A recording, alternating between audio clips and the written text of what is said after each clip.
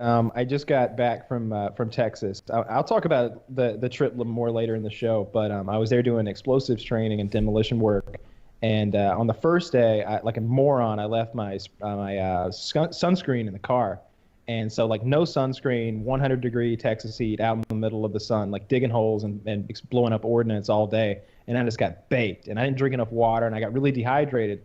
So the next morning when I got up at like 8 a.m. to go back at it again, I felt like absolute dog shit. So I stumble into the local gas station, and I'm getting my Gatorades for the day. I got like a gallon of Gatorade for the day.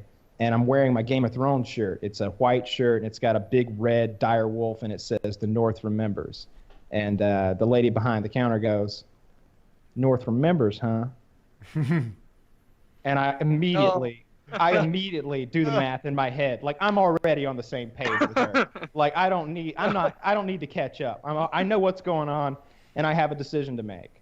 Do I start telling her about the Starks and the Lannisters and Westeros, or do I have a little fun here? And I was just like, yeah, that's right.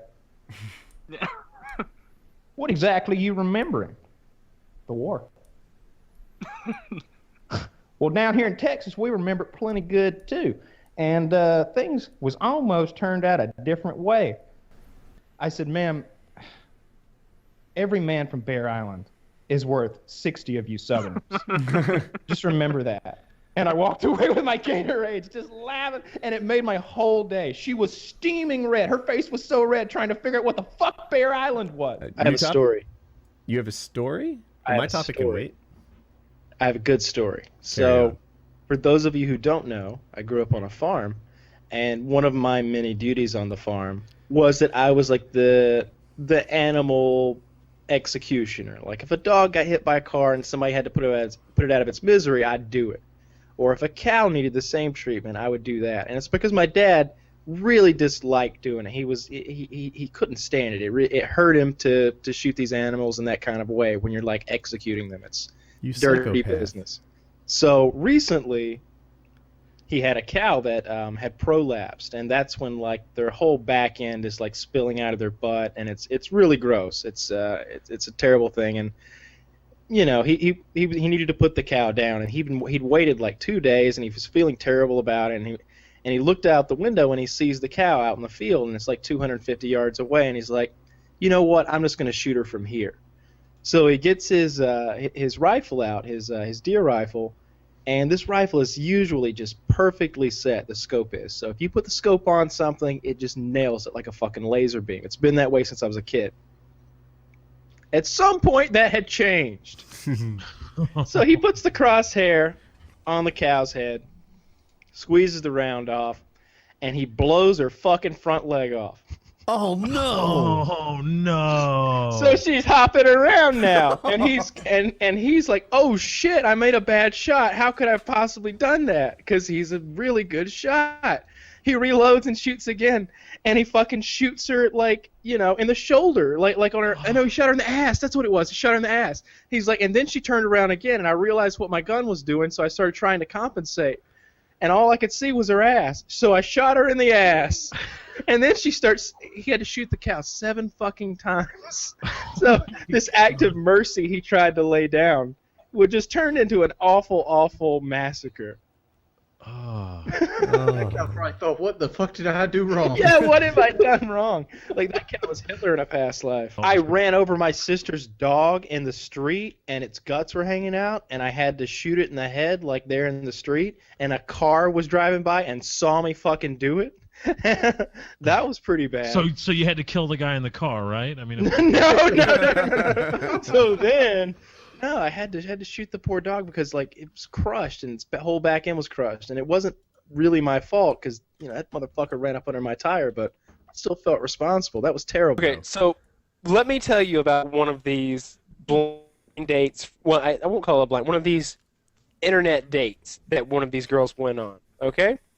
So she goes out with this guy, and he takes her to dinner or whatever, and everything goes okay. She says that he's a little bit boring and he's a little bit of a nerd, but that's okay, and he's kind of obsessed with his work, and on and on and on. And he's like, well, would you like to come back to my place for a drink?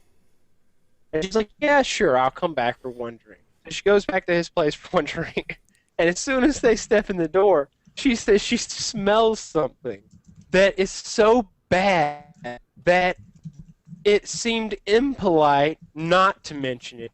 You know, it's such a strong smell that if you didn't mention it, Can we the other describe person the might odor? think something. Is it poo? Demon shit. Demon shit. Does she have pets? Yes. Demon shit. No, this is his apartment. Does he have pets in this apartment? Yes, I'm- demons. I'm not Shit. done yet, Woody. Oh, all right. I'm sorry. Carry So- on. So she's like, I'm sorry, but there is an odor, and it is quite overwhelming. He goes, oh, I didn't tell you? I've got monkeys. She goes, no, I think I would recall if you had mentioned that you had monkeys. He says, well, come with me. I'll show you. Upstairs in an extra bedroom, he has 5 cages full of goddamn monkeys, and there's monkeys everywhere, and they're freaking the fuck out. And she goes, and this is how sweet this girl is. She's gonna stick with it. She goes, what are their names? He goes, they don't have names, and closes the door. I was out back of the hotel, having myself a beverage, chilling out, enjoying myself, and an apparent. He looked like a hobo. Okay, he didn't look like he was doing too well in life. He walks up to me. He's like, "Hey, man." I was like, "Yo, what's up?" He's like, "You get some money?" I was like, "Yeah, I got money. That's why I'm on vacation. You know, chilling out. Can I have some?" I was like, no. And honestly, like if I'd had a couple bucks, I'd probably give him to it. But I have my card. I got my credit cards on me. I'm like, no, I don't have any cash, dude. And he like pulls out this little knife that's about 3 inches long, and he goes, no, give me your money. He goes, give me your money. And I'm like, I take about 2 steps backwards, and I open my coat, and there the pistol is. His eyes go the size of my fucking palms. God. He goes, whoa, and he runs. And if we could have gotten a referee there with a pistol and a stopwatch, we could have set a new world record because that fucker was moving. All right. Did you respond? I can still hear his feet. They sounded like this. It sounded like fucking tap dancing shoes running from there. I didn't even have to draw it. I was just like, bro, Be doing the No. shooters kind of shit, huh? I was like, let's not have this now. This is a Did you- bad idea. Did you I always respond to him thought in about that. FPS Russia mode? No, I stuck. I didn't. Than he already was at that point. But I was like, you know what? I'm getting out of here. I don't. For one thing, I was right outside my hotel room, like, or I was around the building. But I figured he had watched me come out of it, maybe or something, and I didn't want to be staying somewhere where he, like, knew where I was staying. And I'm sitting there and I've got my noise canceling headphones on, and they really do a good job. But I could hear a voice 2 rows back, this guy talking to a girl. And I recognized his voice because he was super annoying, like in the little ramp onto the plane. Like he was just chatting about random shit about where he was from. And he was like, I heard this word that made me cue into him. And I had to take the headphones off. I heard the word skinwalker. Now, does anyone here know what a skinwalker is? Is I it a think it's- nudist? I'm gonna Google No. it. No, it's one of those things that people believe that like a spirit of the forest or whatever is going to inhabit someone's body and then walk around as them harmful and like fool witch. you into something, right? Not quite. Not quite. It is basically a shapeshifter. It is a person who can take on the form of another person and or animal and or some sort of a beast. Okay? And I know this because of Supernatural. In Supernatural, there's like maybe 15 different kinds of monsters that exist, right? There's angels and demons and werewolves and vampires, and there are skinwalkers. They're one of the group, ghouls and such. I hear the word skinwalker, and I'm like, whoop. What's going on here? I take off my headphones and I start listening to this guy tell his story to this stranger behind me. He's like, yeah, I came home. I was locked out of my parents' house, so I went around the back, to let myself in. And I heard this screech, this scream, like a pretty good. Exactly. I am the skinwalker. Like It sounded like a baby in distress, but also angry. And I turned around, and I saw the red glowing eyes by the fence in the backyard, and it was a naked man, and he was rapidly transforming into a wolf. And when he became a wolf, in a matter of 20 seconds, he leapt over the fence and fled. And I never saw him again. But yeah, it was a skinwalker. They're real. And the girl was trolling him so fucking hard that I had to get the attention of like my seatmate and be like, tune in. There's a show behind us. Forget about the Sky Mall. Like, forget about the flight recommendations. No, this is the show right here. She's like, oh, wow, that's really interesting. Have you ever seen anything else unusual like that? And this is when I turn around and make eye contact with her, and she looks at me like. And you know what was predictable about it is those kind of people, you never go, did you ever experience anything else like that? They never go, nah, just the one thing. Just the one time. Well, this one time my fridge just opened. There was a rat in there, and it shapeshifted, and it turned into a rat. He was like, well, another time I was at my parents' house, and I'm like, whoa. Your parents' house is ground zero for some serious paranormal activity. Area 51 right there. Right? I put the bread in the toaster, pushed it down, and then on its own. It's just I was just out back. I was out back looking at the sky at night, and these lights came down. It was a UFO. But it wasn't a plane. It was aliens. Because they came down at like the speed of light. They were in space, and then they were in my backyard virtually, just hovering over the house, spinning real slow with 3 red lights on the bottom. And it was the most afraid I've ever been. She's like, wow, that's crazy. Do you believe in any conspiracy theories? I like this girl. And that's when the girl next to me starts laughing. We're all listening to this jackass now tell this ridiculous story. And he starts going on about Kennedy and reptiles and the whole flight. He was back there talking horse shit. The whole flight, like over 2 hours. Like every time I checked back in, there was a new like monster to deal with, or a new government conspiracy, or galactic overlords or something. Like this guy was a maniac back there telling these ridiculous stories. Should have been like, hey, I overheard what you were saying. Wanted to introduce myself. I'm the skinwalker you ran into at your parents' house. Remember that wolf? Yep, that's me. What a retarded man. Yeah, I think he was just bullshitting. People like to like. You could have really freaked him out because he wouldn't have thought you heard him. And then at one point, like he's walking out, and you just walk over to him and just whisper in his ear and go, "You're not allowed to tell anybody about the skinwalkers ever again. Don't question this." And they just walk off, right? That's great. Like my overlords told me to tell you this. You know too much. You know, and just walk off. And his life at that point is gonna do a 180, and he's gonna change everything based off that. Nice, my car has stood in the shadows for a millennia, and here you are on Delta Airline Flight 562, telling Stephanie all of our dark secrets. Would you like to be fed to the great abomination that lives below? You will devour your soul. It's like, speaking of sex, so I was talking to a friend of mine the other day, and we were talking, and we were I don't know how the conversation got started, but anal sex got brought up. And I was like, I think I'd mentioned, I was like, yeah, no, we couldn't do it. I was like, I didn't have any lube. And he's like, so what? I was like, well, you gotta have lube, man. I was wait, like, it's you and your friend? Yeah, we're discussing. And this is a guy. Would you simmer down? He and I are talking about fucking girls. Sure. All right, I'm following. You're following now? Okay. Did he have his hand in his pants? No, he didn't have his. You chill the fuck out, motherfucker. How disappointed was he that you didn't have lube? You simmer down. Anyway, I was like, nah, man, you can't do it if you don't have lube. And he's like, why not? I'm like, bro. I was like, it just doesn't work without that. That's like, it doesn't work. It's the same reason your car doesn't work without oil. It's just there's gonna be some massive internal damage by the time you're done. If you're not properly varnished, it's not good for either party. Yes, exactly. And I'm like, nah, just don't worry. He's like, oh no, I just throw it in there. I'm like, dry? He's like, sometimes. I'm like, what does she say about this?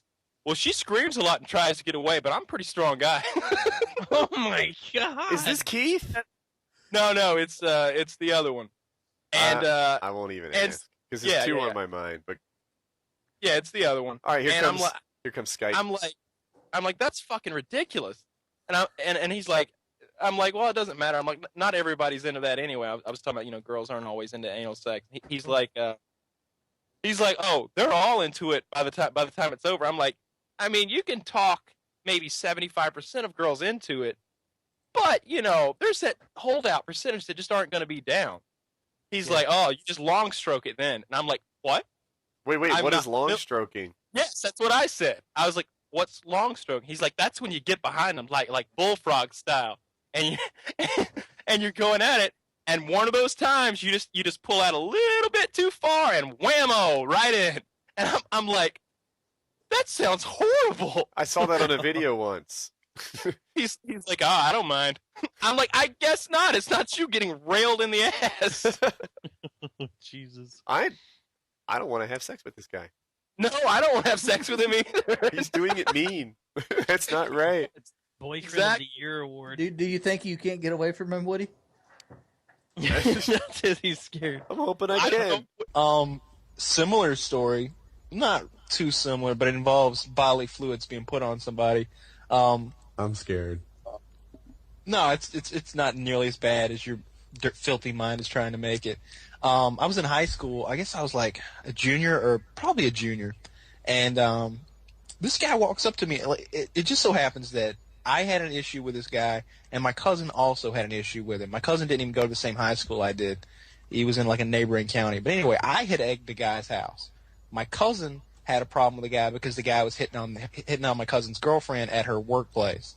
So we both have an issue with this guy. And he walks up to me in the lunchroom, and he's like, I'm gonna beat the hell out of you and your cousin. And he's a big guy, but he's one of those big goofy guys that you can't possibly take seriously. You know that you can take him. He's like Dumbo.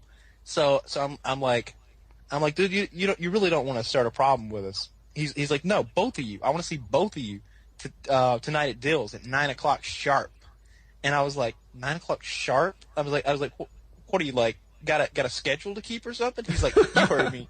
And he walks away. Everybody kind of laughs at him, and I'm like, all right, dude. So I call my cousin on my cell phone immediately, and I'm like, Scott, this Dusty guy wants us to meet him up at Dill's tonight. Dill's is the grocery store the guy works at. He wants us to meet him up at Dill's tonight. He wants to fight. He's like, what? I'm like, yeah. He's like, he wants to fight us both. I'm like, I guess. He's like, does he have friends or something? I'm like, I don't know. Maybe that's why he wants us to come at 9. He's like, well, we're not going at 9. We're going at 4. I'm like, all right. So 4:00 rolls around. I'm driving. Scott's in the passenger side, and here comes Dusty with a shopping cart full of some old lady's groceries. We wait for him to load her groceries into her car, and he's on the way back in. We pull up right next to him, and Scott immediately starts just cussing him out, and he goes into like defensive mode, and he's like, oh, whoa, I'm sorry, this and that. You were supposed to be here at 9. I remember him saying you're supposed to be here at 9, and I'm like, what the fuck difference does it make, dude? And he's like, you're supposed to be here at 9, and I'm like, well, we're here at 4. And my cousin dips like Copenhagen, and it's got this disgusting black spit. And my cousin pulls a straight up Clint Eastwood on the guy. You ever see the Outlaw Josie Wells when he's constantly spitting on people with that black tobacco? Well, my cousin has, because he spits this nasty ass shit all over this dude's khaki pants. The guy just kind of looks down at it, looks back up at us, and like takes his other leg and like rubs it in. And I was like, all right, well, that fixes that problem. No, I didn't fix that problem. We get a call. It's at 8:30, and he's like, Dusty says be here at 9. And we're like, are you fucking kidding me? We get there at 9, and of course, as we suspected, Dusty has his whole posse there. And we're watching them from like across the road. They can't see us. And there's some guys out there practicing some Bruce Lee moves, like karate chops and like high kicks. Nice. And high kicks and stuff, and these dudes are like 18, 19 years old, and I'm like, are they fucking kidding right now? And my dad's with us, so it's me and my cousin and my dad and another one of my friends. My dad's like, how you want to handle this? He's like, I want to go over there and kick his ass. And he's like, well, there's a lot of them over there. He's like, well, just don't let them jump on me. Dad's like, all right, I can handle that. So we go over there, And there's literally about 15 of these guys, and they all look like they're ready to fight. And my dad and Scott get out, and they walk into this crowd of people. My dad says, "The first one that touches him, I'm gonna flatten you." And everybody backs the fuck away from Dusty at this point and makes it's like a wide berth of my dad. Like, if you guys didn't hear it out. There was a previous podcast where Kyle talked about his dad, and apparently he's like a big hulk of a don't mess around with Jim kind of guy. So they just all like clear out and leave Dusty standing there shaking. And he's like, "Oh no!" And Scott's like, "Yeah." So Scott runs at him to get like a running like Happy Gilmore punch on him, and the guy takes off running. And we're in a grocery store parking lot, like a big like Walmart sized parking lot, and it's empty because it's late at night. This guy starts doing laps around the parking lot with my cousin chasing behind him, hitting him in the back of the head every time he gets close enough. And, kicking him in the ass every time he gets close enough. And so finally he stops and he, throws his hands up. He's like, no, I'm sorry, no. And my dad's like, apologize. And he's like, I'm sorry. He says, no, get on your knees and apologize. The guy gets up and apologizes, but he's behind a truck, so none of his buddies can see him. Dad's like, hell no, that ain't good enough. Get out here where all your little friends can see you and do it. So the guy gets out in the middle of the parking lot on his knees, puts his hands out, to his side. He's like, I'm sorry, okay? I'm sorry. It was the most humiliating thing I've ever seen. That's a panty waist bitch. It's close to getting peed on, okay? It's close. Yeah, that's full victory right there. Let me tell you what happened in Wings World. You spit on my khaki pants. All right, I'm not going to fuck you up right now because I'm at work. But I'm going to let you tell you, we need to watch it back. Then I'm going to hit you in the fucking knee and the baseball bat when you're talking to your girlfriend or something. Then I'm going to fucking do some reconstructive, steel-toe boots on your ribs. Yeah, but the problem is Scott carries a 45, so that's kind of hard. He sees you come with the bat going like... No, that's why you catch him when he's not fucking looking. We're not going to have this conversation of what ifs, but needless to say, Dusty did not have a baseball bat and has never brought a baseball bat, even though we destroy his mailbox about once a year. I don't remember the last time that I actually drank a lot to the point where I was drunk, really. Yeah, that's where. So I think I got to the point where I was making looser decisions on a drinking episode of PKA, but I can't remember that. I don't think I've been sick in a long time. We were in Austin, Texas, on 6th Street. That's the bar district, the bar street or whatever. And I had tweeted out something like, "Hey, I'm on 6th Street. We're partying. Come out and hang out with us or whatever." And I didn't think anybody would show up. Really, it was just I do it a lot. And but these people drove like an hour and a half. They were all, and they were wearing uniforms too. They were the Zombie Defense Squad or something. They had bracelets. They had T-shirts. It was like I think it was 3 guys, maybe 2 or 3 guys, and a girl. And the girl was dating one of the guys. And they all came in a van. And they came to fucking Austin, Texas to drink with me. So it's me, my dad, my cousin Scott, and my other friend, and the Zombie Defense Squad tags along with us, and we're driving around. And so I'm doing the Russian accent the whole time to keep the gig going with them. And they're going with it. And they're buying me all this vodka. They're getting me wasted. And I'm just shot after shot. And I'm not a big drinker anyway, so I'd had 8 or 9 shots and 3 or 4 beers, and I'm really just incapacitated drunk, doing stupid things. That is a lot. Even the 2 low numbers add to 11. That's a lot of drinks. And it was in a short period of time, 3 hours.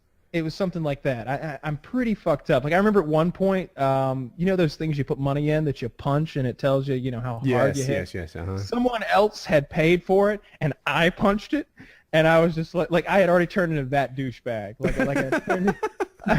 After I punched his thing, and I was like, yeah, 97, and I'm just like, you're a douchebag. I was I gave him $1 or whatever, and I felt bad about it. But anyway, so we're wasted walking up and down this this street with the Zombie Defense Squad, and so my dad. Oh, the funny thing that I thought was what my dad was doing. So obviously I was speaking in the Russian accent, so my dad was pretending like he wasn't my dad. He was pretending like he was my cousin Scott's dad to like keep up this ruse with these fans. Uh-huh. And but meanwhile, my dad is talking shit behind FPS Russia's back. Like he keeps going to the fans and being like, I can hear him like way out of the corner of my hearing. And he's like, I hate that son of a bitch. He treats us like shit.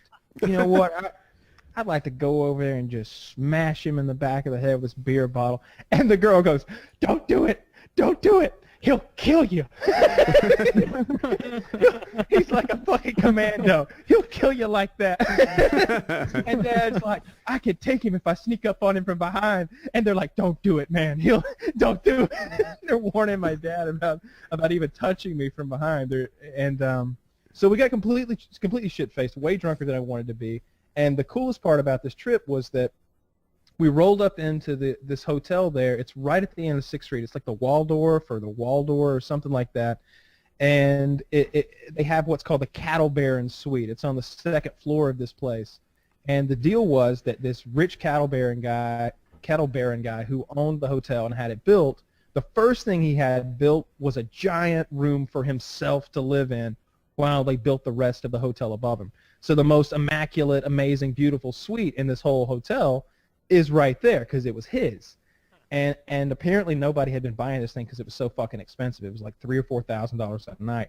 And we started haggling with them about it because they already had some deal where it was like half off. And we were like haggling back and forth. Well, maybe if you knock this much off and blah, blah, blah. So long story short, we got the fucking Cattle Baron Suite. I'm talking like 15-foot ceilings and a library. There was a dining room that looked like from Beauty and the Beast, like super long and full of like silverware already on it. Like places are set for 30 people or something. Beautiful suite. I spent the night vomiting in that bathroom. Didn't even get to sleep in this like in the biggest like extra large king bed I've ever seen with like drapes coming down around it. I slept in the bathroom, pillow against my head against the shower, 1 foot on each side of the toilet so that I could just do a sit-up, vomit, and then go back to sleep.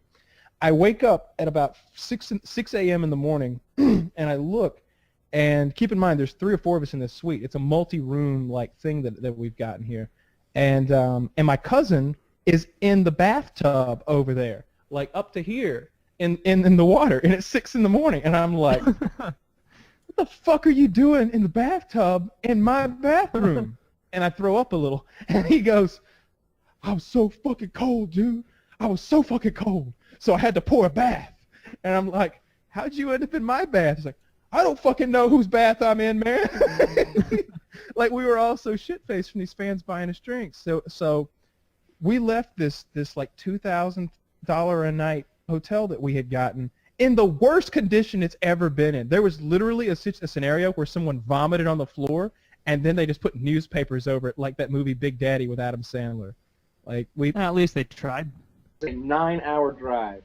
I usually go to the bathroom in the mornings. It didn't happen this morning for some reason. Just wasn't gonna happen. So I'm loaded up. I'm a loaded gun. And an hour after starting the drive, I'm like, man, I wish I could have went. I gotta go now. I hate using public restrooms. I could count the times that I have pooped in a public restroom on both hands easily, no problem. I've done it maybe 6 times ever. This was the 6th time. So I drive along. I get like 3/4 of the way home. I'm like, this isn't gonna work. This is so bad. I'm getting cramps. This is horrible. I'm feeling like pinching pains in my intestines. I have to go. So I go into the bath. I pull over, go into the gas station. And it seems like my brain is telling my body that, like, it's almost time, so it's getting worse. I really gotta go now. It's worse. And every step I take, I'm like, I gotta, like, press my ass cheeks together at this point. I'm like, I gotta get in here. But I'm trying to play it off. You know, I don't want to, like, run into a gas station bathroom. Everybody knows I'm taking a shit. I don't want that. It's embarrassing to me. So I kind of casually walk in, kind of look at the sunglasses, and the whole time I'm sweating. Oh my god, dude, just go. Yeah, no, because the bathroom is like within eyes. The cashier can see the bathroom, and there's a customer dealing with the cashier. So I kind of like casually walk in there, and immediately like I'm operating that lock like I'm fucking James Bond or something, like locking that thing up. I'm over there trying to get my belt off. I'm working on it. I look in the toilet. The toilet is filthy. The toilet is covered in piss. And I'm like, I do not have time to clean the piss off of this toilet. You would have had you not gone sunglass shopping.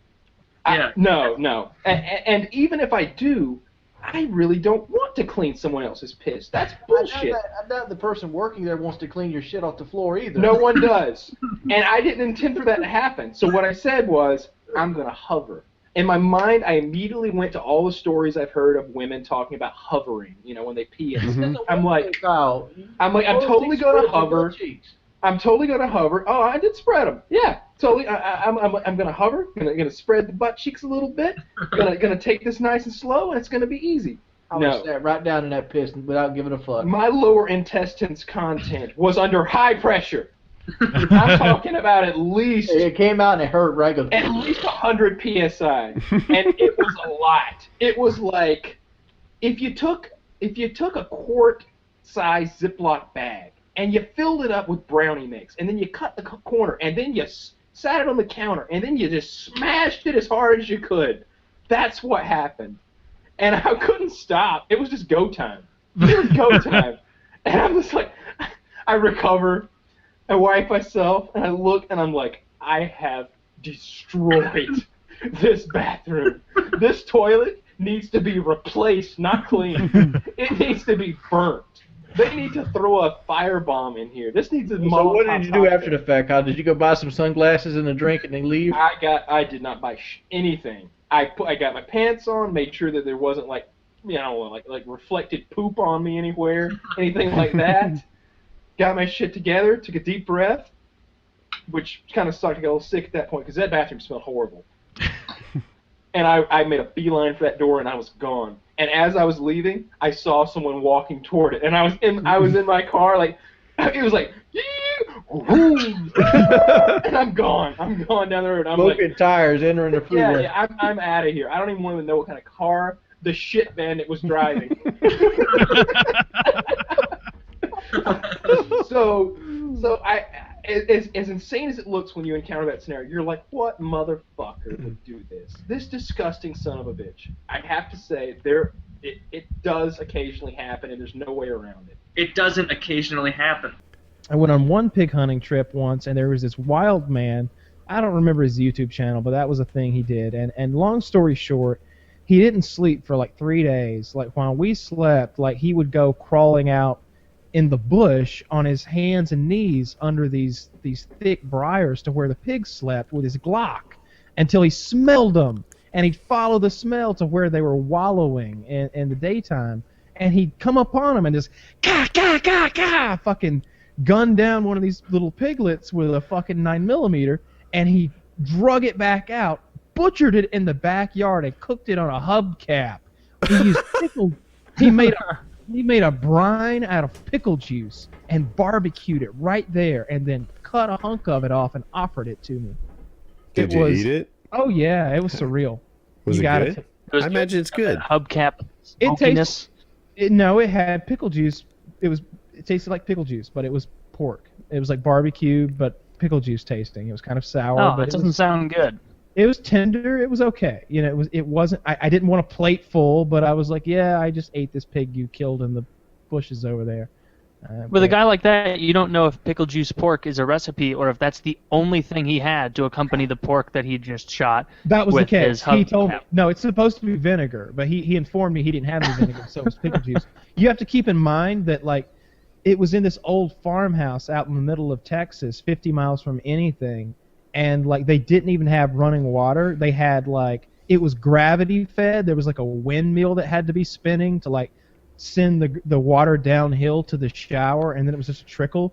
And I was so dirty and grimy and sweaty, and I opened this cabinet up to look for shampoos to take this cold water shower with, and there were mini bottle shampoos, like a dozen of them, that looked like some of them were from the early 90s. And I was just like, nope, fuck it, nope. I'm like, I'm out. Scott, let's go. And Scott and I get in the fucking truck, leave my dad and my friend in the farmhouse. We went 50 miles down the road and got a motel room that we stayed in. I wasn't staying in that shithole with the fucking pickle juice barbecue and the creepy noises at night. Guys running around with night vision and semi-automatic 308s. It was just, I didn't need that. It was an intense weekend. And we killed a lot of pigs, but it was more of like a stalk and wait kind of thing, or ambush type situation. We just sat in lawn chairs basically at the top of a hill, and there was a feeder at the bottom of the hill, and we had these red flashlights on our guns, and pigs can't see red. So when you hit it with it, their eyes glow, but they don't see the light apparently. So they're unaware of it. So we just hit them with the fucking red lights and light them up. And I've got a PWS 308 semi-automatic rifle with a fucking nice ACOG scope on it. My cousin's got a bolt action that he's really good with. And we just fucking open up. We killed 3 or 4, you know, like just headshots left and right. But we couldn't really get the slaughter going that you can from a helicopter. It's just a real bloodfest when you're flying around above them. It's like Nam. Like they really can't get away. Like. Did you kill the babies too and rape the girl pigs to complete the Vietnam experience? Scott shot a piglet right in the head with a 270 from There you 200 go. fucking yards away, just based on the glow of its eyes. It was pretty hardcore. It went through its ear. It was pretty crazy. It was it's fun to be in the helicopter for one thing. If you've never been in a small helicopter, it's exhilarating. Like it's like a sports. It's the sports car, I suppose, of helicopters. It makes really sharp turns, and then it can hover very easily, and you can be traveling at like human walking distance 3 feet above the soybean patch, so that you can just see you could see like hog tracks if you needed to, and then all of a sudden he can gain 50 feet of altitude, have you going 45 miles an hour like nose down, and you're on the chase, and at the drop of a hat he can fly sideways, because it's a fucking helicopter, it's not a plane. He can fly sideways so that you're shooting out the door, but you're moving in this direction ahead of the pig. So the pig's running toward you, and then of course the pig's like, it tries to stop and change direction, and there's that moment where he's not moving anymore, and he's trying to like get going again, and you're just like, and you can arm yourself however you want. So like I had an ACR with a 100 round beta magazine on it. It's a lot of fun. So I flew from Atlanta to Boston, spent a night in Boston, and then the idea was to fly from like Boston all the way to Killington, I think. Yeah. But and we went in this very small plane. I was the co-pilot, literally. Like I was sitting in the co-pilot seat. I was holding the flight log, and he was like, "Hold it right there," so I could see it. And I was like, "Holy shit!" Like this guy's for real. Luggage in the wings. He asked me how much I weighed before I took that seat. I was the heaviest on the flight, and like he arranged the rest of the passengers by weight. He wanted the weight up front, and the little people were in the back. We hit an ice storm flying into Killington, and it was so bad that it was like something out of the movies. The amount of shit that was coming at the windshield of this plane. We were using instruments only, and we were gaining and losing like 30 to 50 feet of altitude in as little as a second. It was like, woo, woo, woo, woo. It was so much so that I had to take my left hand and reach under my seat and hold it and like pull up like I was riding a horse. Like I was literally like riding my seat like a fucking cowboy. And like I honestly was loving it. I was laughing. I was like hooting and hollering. Like me and the pilot were having a good time. I was like, this is crazy. I was like, does this ever happen? I was like, is this rare? He's like, this is some real shit, man. This is some real shit, man. He's like, and I hear them yelling in the back about something. I turn around, and Kitty's cousin, JJ, he looks green. I look, and apparently he has to piss so bad that he needs a bag. He's got to piss in a bag, and he needs another bag to vomit in, because he's definitely going to vomit. So he's back there vomiting in one bag and pissing in another in this close quarters with these strangers. And it's just, I'm up front just laughing my ass off, having the best time ever. And he tries to come in, and the turbulence gets so bad that the wings are twerking. They're doing stuff, like they're bending and shaking, and I can see them because, like, I mean, I'm literally the co-pilot. When I look out, the wing is right there, and every time it flexes or bends or torques, I see it, and it's doing it a lot more than you would think. And the guy finally is like, nah, we can't take it down. We got to pull up. We got to go back to, like, somewhere else. Like, we circled the airport for, like, 10 minutes. We couldn't take it much longer, so he landed us, like, 3 fucking hours drive away in, like, Burlington, Vermont or some shit. we had to call a limo service to drive us to the place from there. And, oh, that must have been horrible. It was the worst. It was a $350 limo ride. It was like a blizzard on top of this mountain. And Woody is late. Everyone's late, actually. Epic Meal Time hasn't made it yet. Woody hasn't made it yet. And I'm the one who had to take the 3.5-hour cab ride in. So it's just like, what the fuck's happening here? And then here comes Woody in this piece of shit car up this like hill. And the tires are spinning at about 50 miles an hour. And the car is moving at about 20 miles an hour. Dude, there were parts where you could have walked faster. I did. Yeah, it was so bad. It couldn't do anything. Like it couldn't even get around the parking lot at the ski lodge and stuff. It was. Yeah. It was. I decided that we raced. We raced in a circle around the lodge to try to find you some parking, and I was just as fast on foot as this car was in the ice and snow. It was unacceptable. I don't know how many miles I've got. But I know I've got like the Delta Silver Medallion or something like that from my travels. So I've flown a lot. Ooh. I've Will all the Delta Bronze, Silver, and Gold Medallion passengers please come to the front for pre-boarding? Yeah, I'm a Silver Medallion passenger. I've seen some real shit on airplanes, and like most Americans who fly a lot, I feel like I'm very paranoid of giving off a false like scary vibe. Like I would never raise my voice on a plane for any reason, for example. Like there's so much, everybody's so nervous already around airplanes and airports, and it's just such a hot button thing with terrorism. And, I'm afraid of... No reason to risk it. No reason to risk it, but I've seen some crazy shit. We were flying one time from Seattle to Atlanta on a Virgin flight.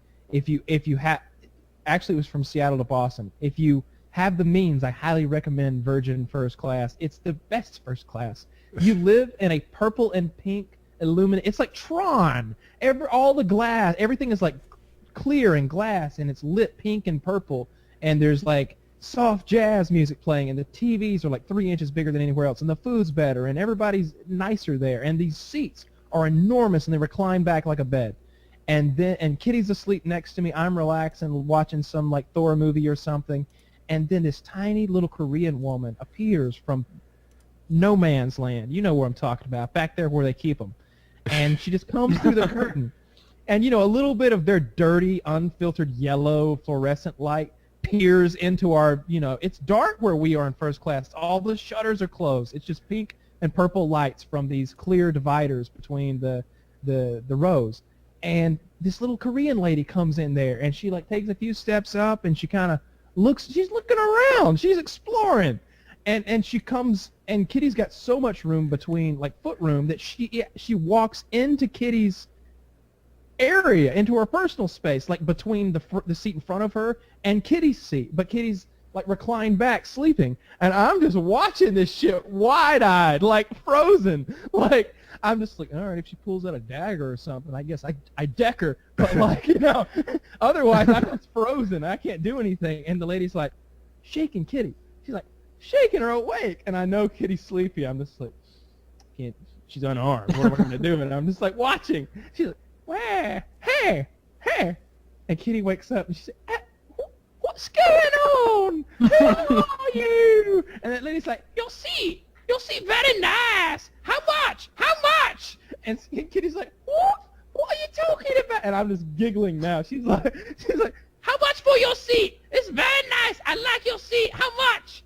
And I couldn't figure out if she wanted to buy the seat on the spot from Kitty, or if she wanted to know for future reference how much these first class seats cost, because she was into it. I'm dumbfounded. And No, she was haggling for a seat. She was trying to buy it right there. The stewardess I give you 2 fresh tuna The fish. stewardess has to come and put hands on this lady, and I have to explain. I'm like, I don't know.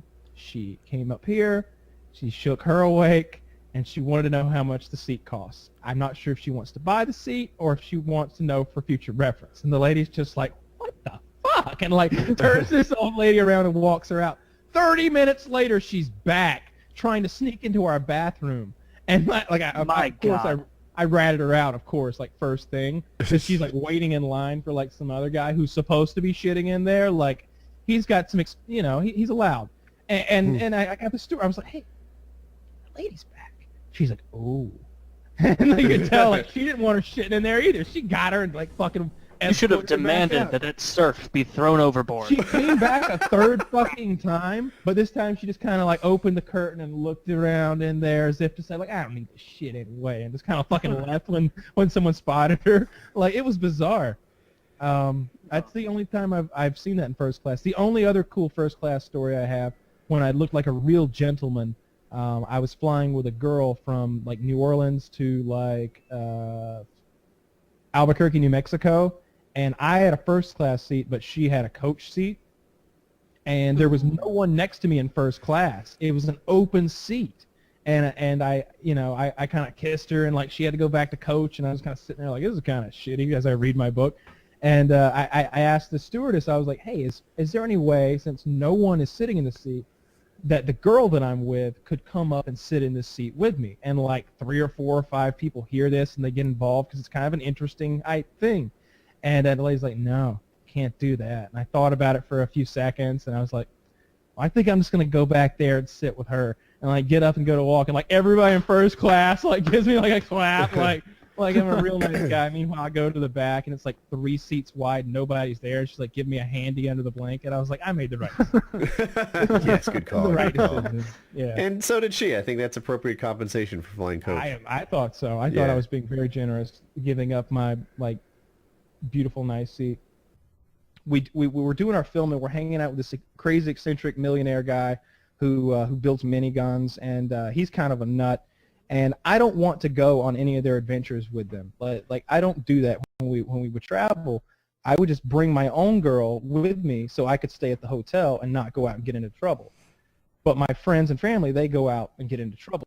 So I'm at the hotel with my girl, with my codeine, which I loved, by the way. I needed it. Like I wasn't abusing this codeine. Like I had such an awful sore throat, and I was so out of it. Like I was just sipping this stuff the whole time, and I didn't even realize it was like a thing that people take to get high or whatever.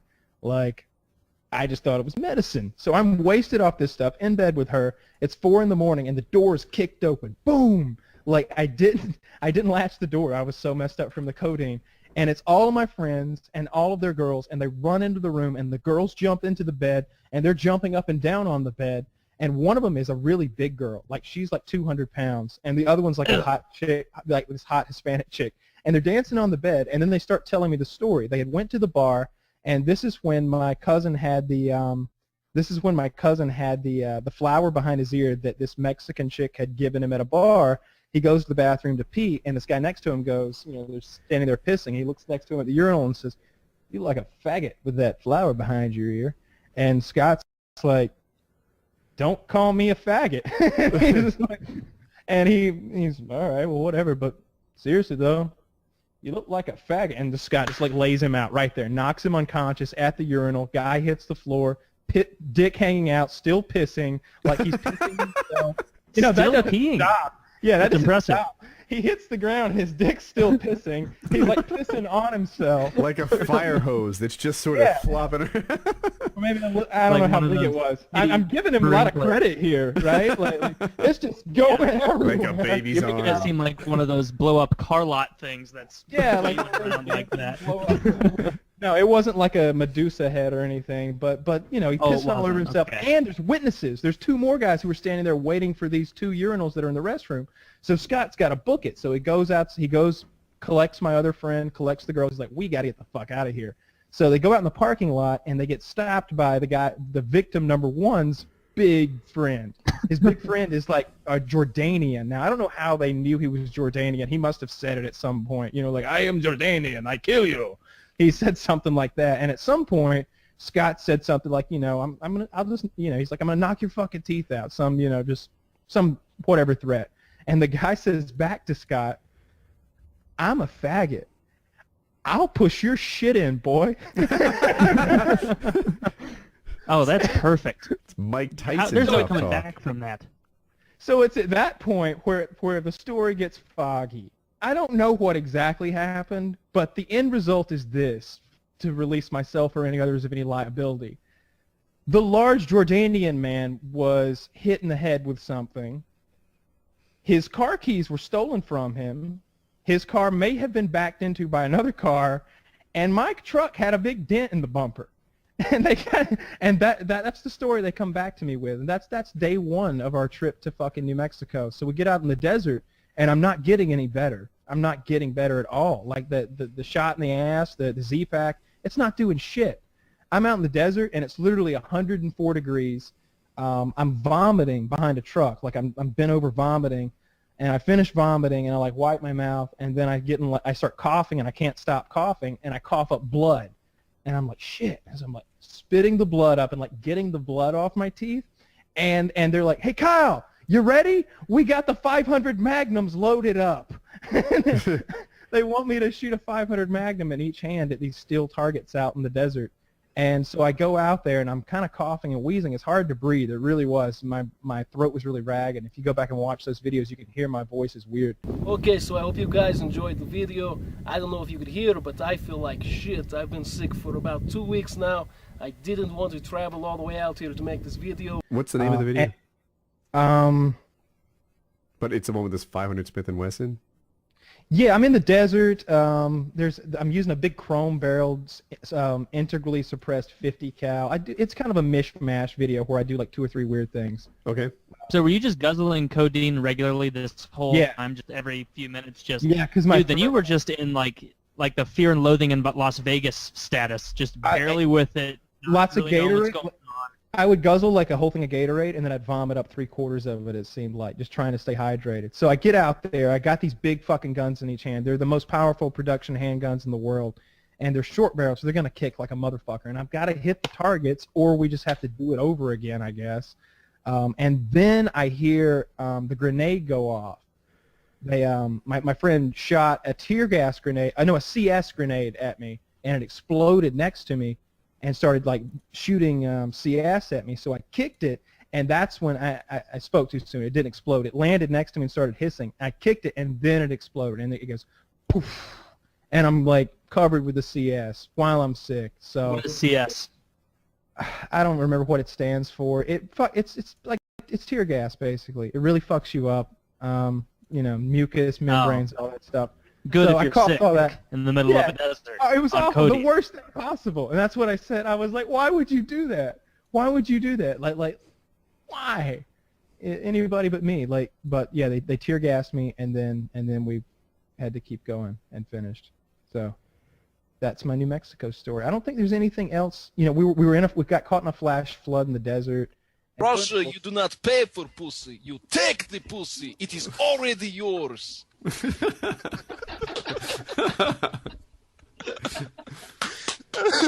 Hey, how much of the food do you eat after you finish? Like all of it. I got a question for Russia. Russia, when you're out there, do people come up to you and they're like, "Yo, man, speak Russian"? A guy. I'll tell you this story. A guy called the gun store that sponsors me the other day and said that he wanted to talk to the Russian guy, and they're like, "Well, he's not here." He's like, "Well, he works there, right?" Well, they're like, "No, he works with us." And they're like, "Well, I need to get a hold of him. I just got my wife over from Russia, and I need him to translate for me." This guy had went and got a mail-order bride from Russia and wanted me to translate between him and his new wife. So you have money? Dude, I'm not gonna be somebody's fucking translator. I speak enough Russian to like piss somebody off. Just think about the video though. You go up to the man's house, like, I translate for him. No. And the woman speaking the Russian, she's like, she is leaving you for your neighbor. Oh God. Yeah, I could translate enough to like make her really, really angry, and that'd be about it. When I was 14, 15, 16, all I cared about was one thing, and that was the button on your jeans. Mm-hmm. And my goal, it's truthful. My goal was to say whatever I had to say to get that button open. Yeah, right? Let me I'll tell you this quick story. Like, all right, so I was on a trip recently, and there was a girl crying on a park bench, and I go up and not a park bench, out in front of a hotel, and I start talking to her. I'm like, "What's wrong? Why are you crying?" Because it was kind of late at night and everything, and she's like, "Nothing," and I'm like, "No, what's wrong? Go ahead and tell me." And so she starts telling me this story about this guy, and like she thought he was her friend and this and that, and I'm like, "All right, let me give you some advice about girls." And I basically explained to her, I'm like, guys only want one thing. We only want one thing, and we'll say whatever it takes to get that one thing. I'm like, it's not a cliche. Fact, right now, and then this advice I'm giving you. Oh, I'm sorry. Carry on. Oh, it's over now. It's over, funny yeah. that I went through that whole story with her, like explained to her that guys only wanted one thing and they'll say whatever they have to do to get there. And then I fucked her. So let me figure out how to set this up appropriately. I actually told this story to myself the other day, so I'd be set up to tell it.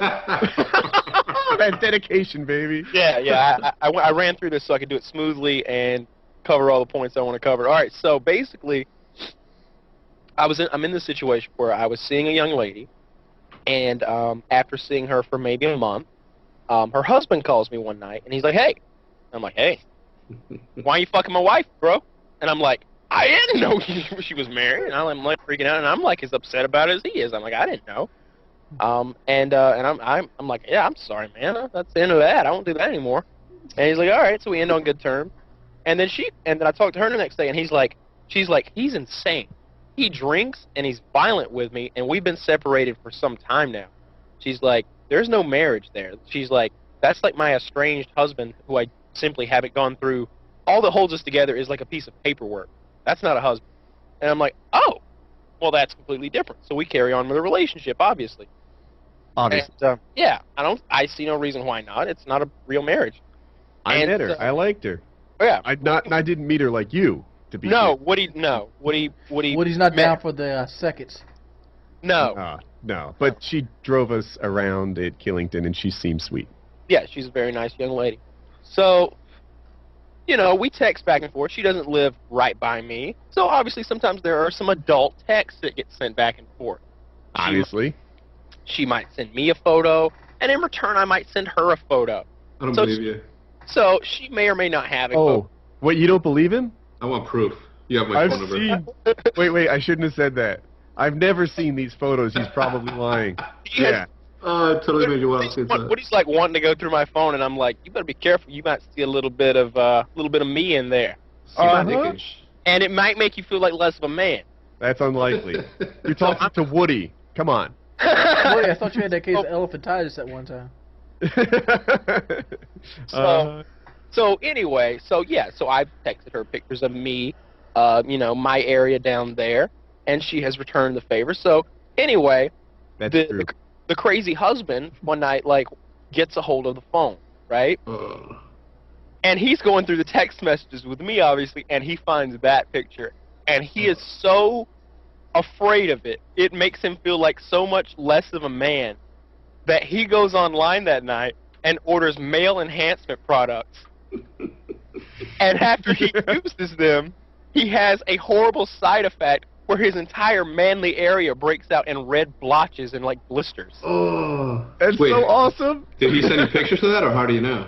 No, she tells me about this. So, because he's he's just like, this is bullshit. This guy has such huge cock, and it makes me feel like less of a man. And now I've got blisters everywhere because I was trying to get it bigger. And it's just like, and I'm over here hearing this, and I'm just like, oh, right. Yeah, baby. You gave yourself a dick high five? You're like, yeah. Yes.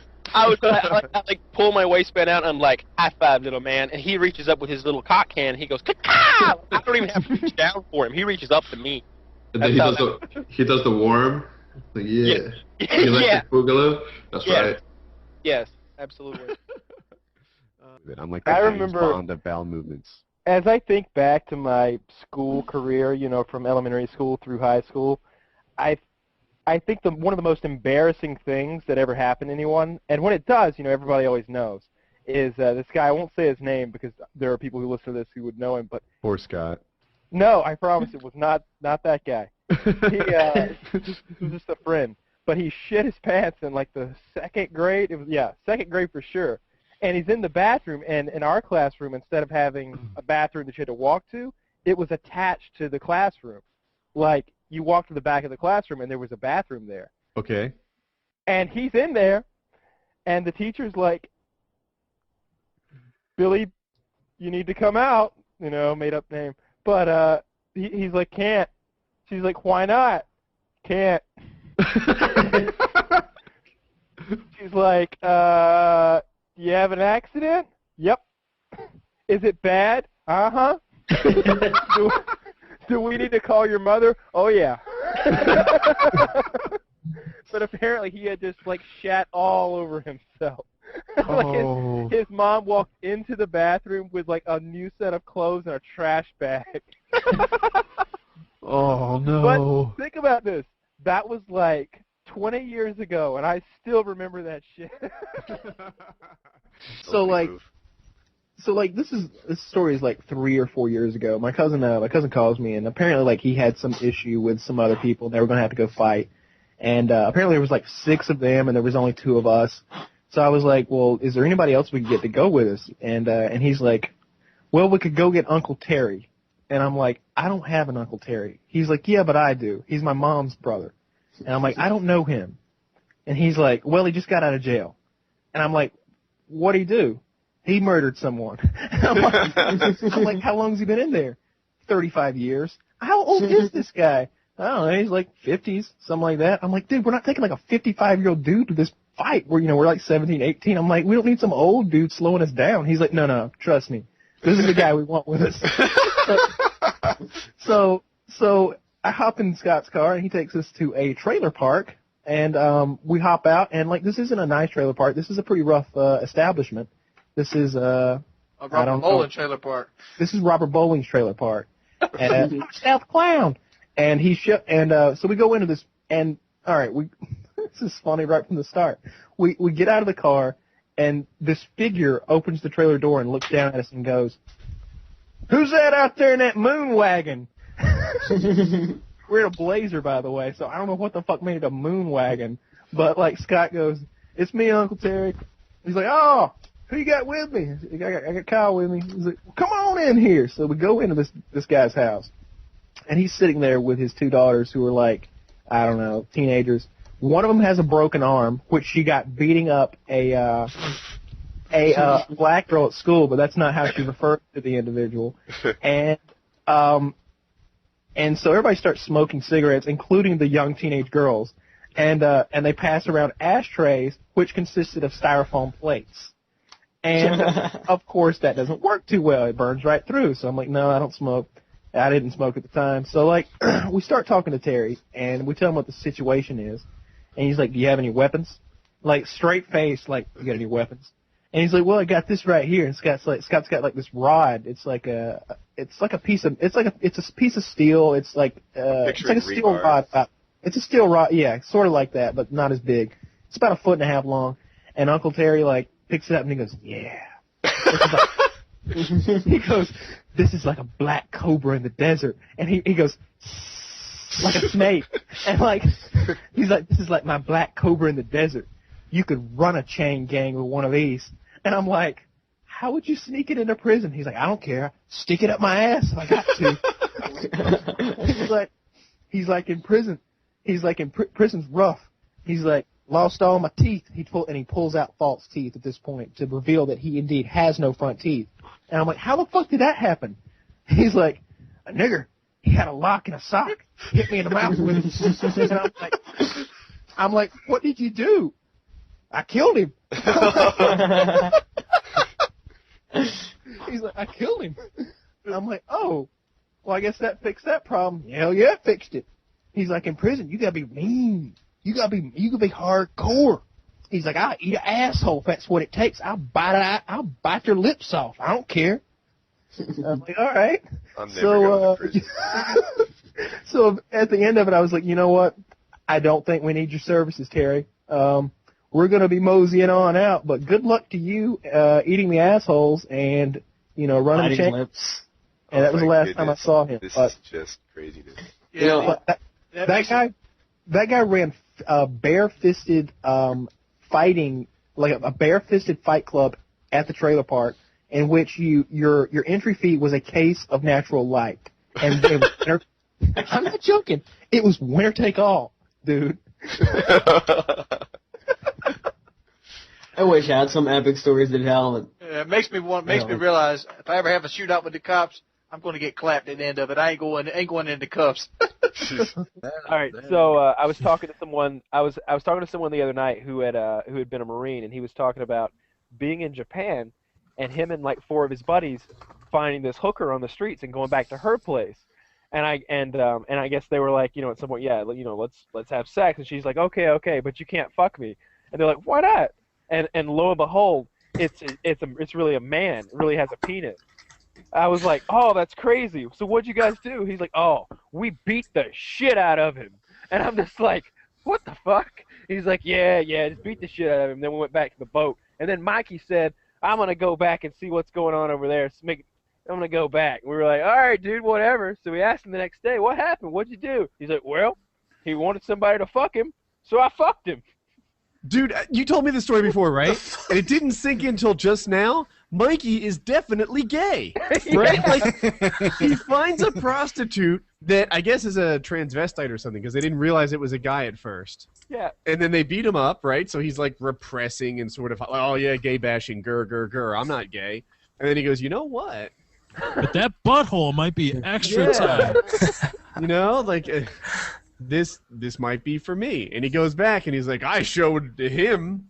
I My fucked penis. him. Yeah. And it's like, dude, no, you found a tranny, and then you were like, damn, I'm going back. And he did, and then he had sex with the tranny. That, like, you know, there's the whole that is a gay person. Yeah, I know. That is the definition of a gay person. Yes. It could be bisexual. Well, okay. Well, I'll that is, grant okay, that. I'll take this away. That is the Pansexual. definition of a homosexual act.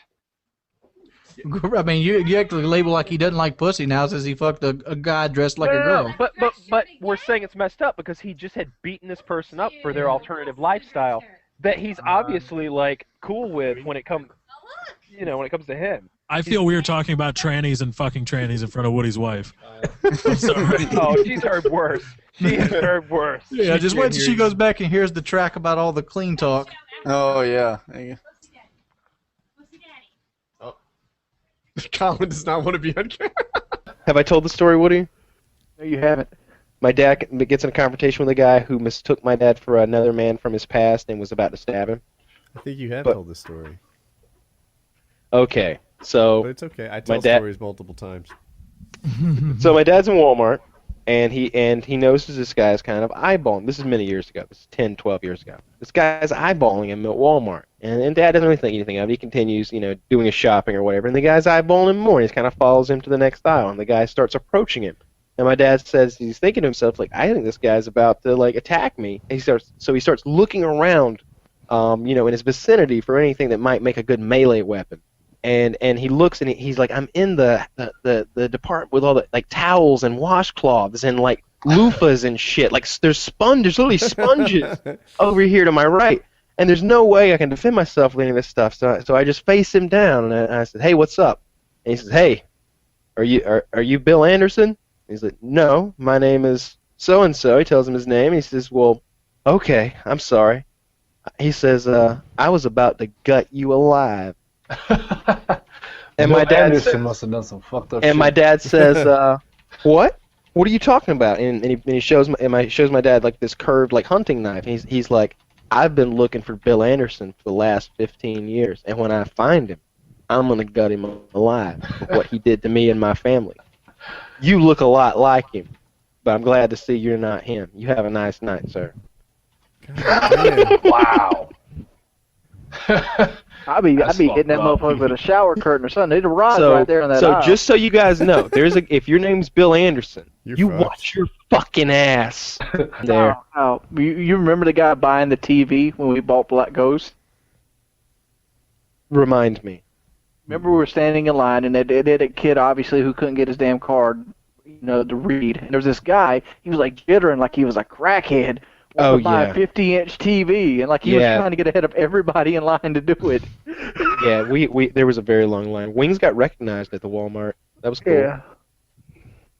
Nice. It's not as bad as Kyle makes it out to be. Most people are. No, I mean, the guy was like, "Hey, are you Wings Redemption?" He was like, "Yeah, I am." That was it. Was he a big fan? What else did he say? I don't know. He had a channel of his own. He pulled out a knife. He's like, I've been looking for Wings of Redemption. There was an explosion in my backyard yesterday. I have no idea what it was. I'm sitting there That's watching. not good. I swear to God, I'm not exaggerating. I agree. It's not good. I know explosions. I also vote for not good.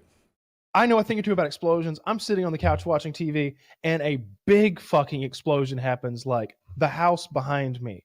And I mean, it was just boom, and the house shook a little, and I was just like, the fuck was that?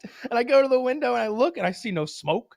I don't see rubble or anything. That's so funny. I still don't know. I imagine you in my head, like lying on your couch and like watching TV, and this huge explosion happening. You'd be like, "What the fuck was that?" And then just going back and watching TV, not even inspecting it. Hello, my friend. But This is FPS Russia's neighbor who is currently able to shoot guns and in no legal trouble. I have one, by the way. Something kind of interesting happened to me a couple days ago. All right, so this guy in South Carolina, his name's Rucker. He strangled his girlfriend to death. You might have heard about this in the news. He strangled his girlfriend to death. She was pregnant, and then he fled from the police. Well, what you don't probably know is he fled to my hometown, and then he parked his car a mile away from my house and got out and ran into the woods. What you also don't know is my greatest dream is to hunt a human being. Actually, I knew that. I'm right there with you. So I went and I stayed with my sister until she was ready to go for school because this guy's a convicted sex offender. He's a mile away and he's roaming the woods. So once she goes to school, it's go time. So we're over at one of my friend's house. He's like a farmer in the neighborhood, and we're all talking. And some guy goes, "There he goes! That's him!" Dude's running through the fucking woods, like pretty far away from us, but it's him. He matches the description. I mean, all right, let me just say this: there's not too many black guys wearing a white shirt, white pants, and white shoes, and a white hat, running through the woods in the middle of a cattle farm. It's him. So we take off after him, and we're like stalking through the woods after this guy. I got a fucking AR-15. My dad's got a 12 gauge with buckshot, and I'm like, we're gonna get him. I was like, this motherfucker got deliverance on his ass, huh? I have my video camera. I'm like, best video ever. But he got through the other side of the woods, got to a relative's house, and they I guess when he saw FPS Russia coming after him, he was like, I got to turn myself in, because he got to the neighbor's house and like had them take him to the police station. But he's lucky we didn't catch him. Oh, I've got a great one. I've got a story. So I've been for my little gaming YouTube channel, I have been recording some prank phone calls. His gaming YouTube channel, I should mention, is youtube.com/FPS. Yes, I've been recording some prank phone calls, and I was running this scam messing with a tranny. And to do it, I couldn't use a blocked number, so I'm texting this tranny with my phone. Anyway, it gets out of hand. She realizes it's a crank call, and she posts my number. So and I swear to God, I warned this girl. I told her, I was like, that's not me. I'm not who you think I am. I do a podcast that 200,000 people listen to. If you do indeed post my number on the internet and have people mess with me, I'm going to read it on my podcast. So when she posted my number, she said, be sure to check out my podcast. So that was a little stab at Painkiller already, I felt. So it's on now. It's go time. Let me see if I can find this gentleman's number. Gentlemen. Yes, this tranny was looking for a cock that she's, quote, 9 inches at least and beer can thick. Gosh, these trannies. That's a lot of blood to make that happen. Yeah. They don't make those in real life. The woman's got an extra forearm. Those happen in Gears of War. You see Gears of War penises? Wait, there's Gears of War porn? I only imagine if Marcus had a penis, it would look something like that. Okay, so the number. Oh my. The number is all right, so area code 706 362 2668. Do your fucking worst. Oh my God. Send her a text message that says, we're from the podcast. Nothing that can identify us. Let's just do this kind of quote unquote anonymously. Just say, we're from the podcast in a text message, or call and scream, we're from the podcast. And this is because That's she it. published your phone number. Yes, she published my phone number and made it look like I was a homosexual man. And so I've been getting text messages from gay men who want to have sex with me, and one of them sent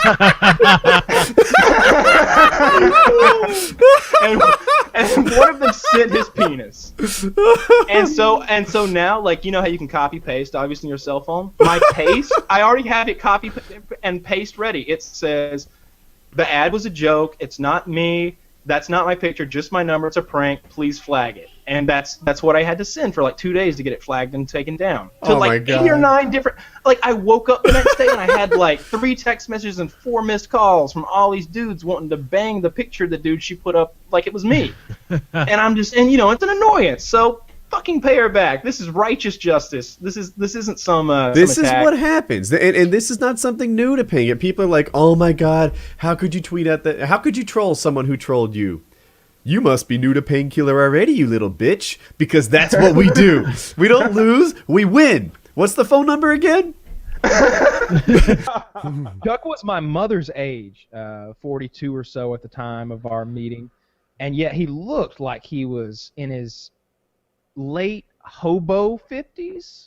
Wow. There's a difference than, you know. Yeah. He was in his hobo 50s. Long, black, shaggy hair, greasy, filthy, pockmarked face. Very, I don't know, just looked like it was gross, like dried up and nasty from years of smoking hand-rolled cigarettes.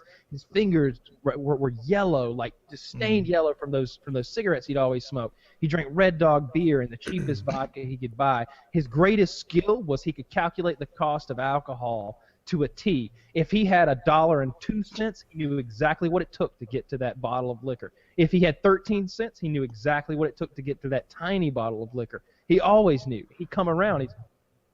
You got 37 cents? Wow. I'm like, why don't you just take $5 man? What the hell? 37 cents? Like that's not even worth my time handing you to you. Like in for it. Yeah. Like it was just absurd, and he always knew. And so I mentioned that my dad never hit JD, never got physical with him ever, even though JD was very bad at his job. He would drinking on the job, passing out drunk, that sort of thing. So Chuck also had a bit of a drinking problem, you might say, and he lived at the end of my dad's farm's driveway in a trailer with another man named Jeff who was crippled from polio. And he was way too young to be crippled from polio, you know what I mean? It was like, how white trash are you? And they had Jeff's girlfriend, I guess he could still fuck, who was very pregnant. And I remember one day they had seen her trying to like induce labor by sticking a vase up there in the front yard. Classy bunch. Classy bunch, okay? Just so you know. So what Chuck's job...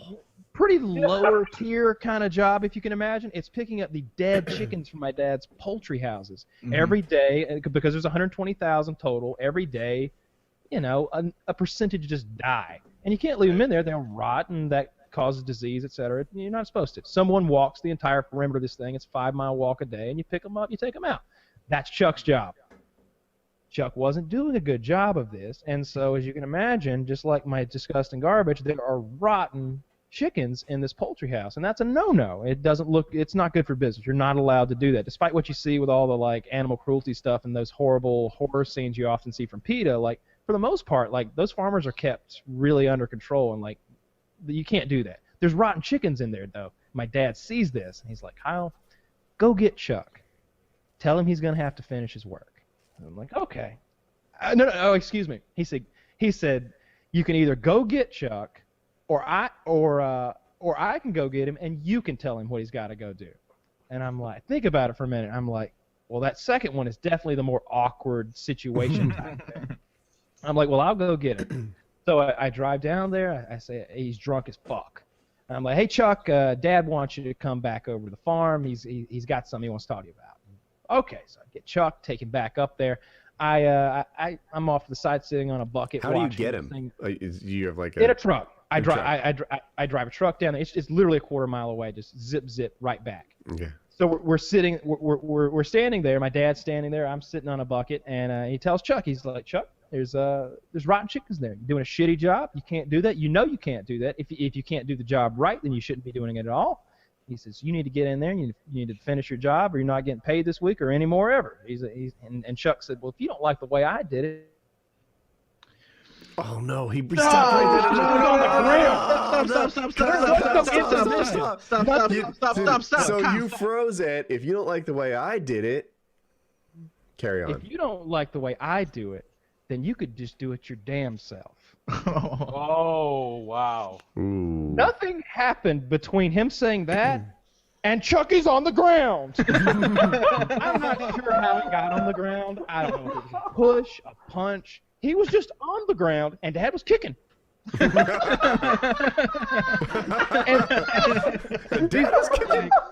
weren't like the bar scene in Goodfellas kicks where you're like stomping the guy's face in and really trying to ruin him for life. Like, he was kicking him in the ass with a big size 13 boot on the other end of like 150 That's pounds almost of more him. insulting at that point. Right in the ass crack every time Chuck would make it to his knees. Bam! And you could hear it. It was audible, and I'm just watching him kick him, and every time he kicks, he adds a little retort. Pow! I don't think you'll like the way I'm going to do it, Chuck. I'm sorry, Lamar. I'm sorry. Pow! You're going to be sorry by the time I'm done, Chuck. You gonna get in there and clean that shit up? Yeah, Lamar, I'm gonna get in. And he's crawling toward the place where the dead chickens are. He's going after him now. Get in there! Get in there! He kicks him 5-6 times. He kicks his ass until he's like in the building, and like he gets up and goes back to work. Wow. It's as close to someone beating a horse into like giddying up as you'll ever get with a human being in this day and age. Get your ass beat to a monologue. Chuck was a real character. I have one more Chuck story if you'd like it. Please. Oh, you know I do. Yes. Please. All right. So, as I mentioned, Chuck lived near the end of the driveway of the farm in this trailer with his polio-stricken friend Jeff and Jeff's baby mama. The county took the baby, so I guess it's still a baby mama though, even though yeah. So he lives down there. Well, eventually, believe it or not, someone like Chuck can even rub themselves raw on someone like Jeff. And Jeff decided he didn't want Chuck around anymore. He kicked him out.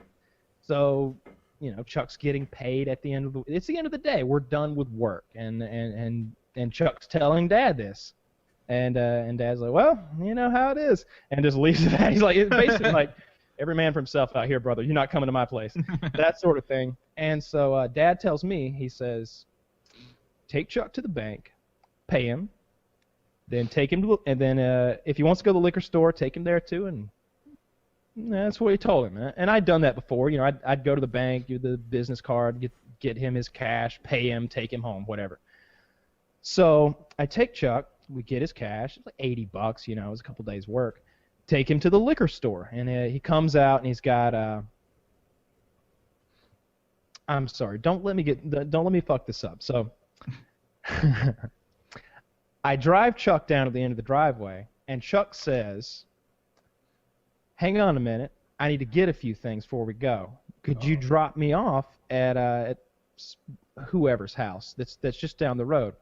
And I was like, yeah, I'll do that after the liquor store. Sure, I'll do that for you, because he's been kicked out, right? So he throws all of his shit in the back of my truck. Trash bags of clothes, trash bags of shoes, and 4 television sets. He had 4 of them. Don't ask me. I didn't ask him. 4 television sets loaded up in the back of my truck. Bank, liquor store. He comes out, brown paper bag, and a ginger ale. And I'm just about to tell him, hey, man, no drinking in the car, right? No drinking in the car. I'll get you to where you're going. But I see that he's just cracking open the ginger ale. So I back up, I'm driving. And he tells me where we're going. It's like 10 minutes away. And I'm like, what the fuck? I didn't sign up for this shit. Like, this is bullshit. All right, fuck, I'll drive you there. So I'm driving there, and I look over. He's got a pint in one hand and the ginger ale in the other. And he's going, glow, glow. Oh, wow. He's two-fisting that shit, chasing it down. And there was no point in stopping him at this point. I would rather him have an empty bottle of liquor than a half-full bottle of liquor. So I just shook my fucking head, and I was just like, "What the fuck are you doing, man? You're cracking that shit open here. I'm like 17. Like, this is not gonna do. I'm the one that'll get the fucking open container charge." I get him down to where he's going. It's these like pretty crummy apartments, pretty seedy if I'm being honest. I wouldn't stay there. I wouldn't want to. And he says, right there where we're going, man, but I ain't allowed down there. So, how about you drop me off right here, and you go down there. It's apartment 4B, and ask her if Chuck comes stay. And I'm like, oh my gosh. Okay, well, I've come this far, Chuck.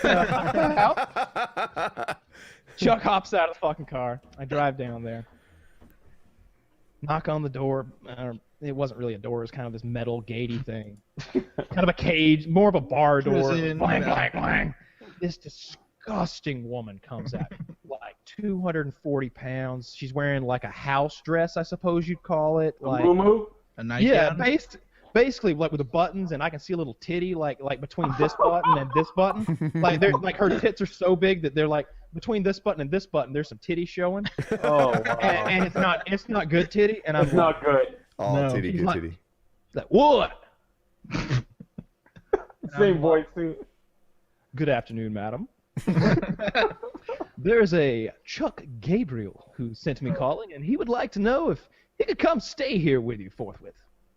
You tell that son of a bitch he ain't never allowed back down here no more. I'll shoot his ass. You tell him, man. You tell him he comes here, me or Donnie, one, will shoot his ass.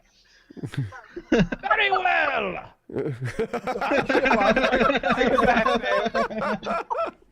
Chuck hops in the fucking truck. Chuck hops in the truck. He goes, "How'd it go, man?" I was like, "I don't think it's gonna work out, Chuck." I was like, "Well, I guess I could go stay at Mama's old place." And I was like, "Where's that?" And it's actually about where we started this whole journey. So I'm driving there. Man. I assume that he means he's going to go live with his mother. No, his mother's in a nursing home. There is an abandoned house with no electricity, no running water, no utilities of any kind.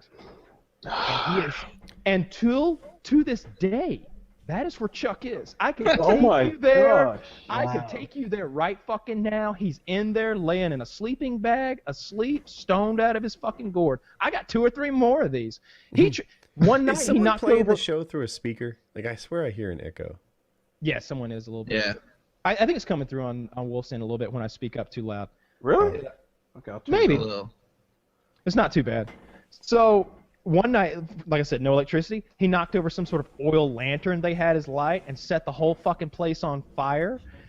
But it didn't burn the place down. It just sort of scorched the room, like everything, all the the curtains, the whatever, the blankets on the floor, all that shit burn up. But there wasn't enough to catch the wood on fire and really burn the place down. So the whole room was just scorched. So black. for months afterward, Chuck was also scorched from the soot. He was sleeping in the sooty floor. He looked black. He was filthier than he ever was, and that's saying something. My father's room was like that growing up. Oh. It was, yeah.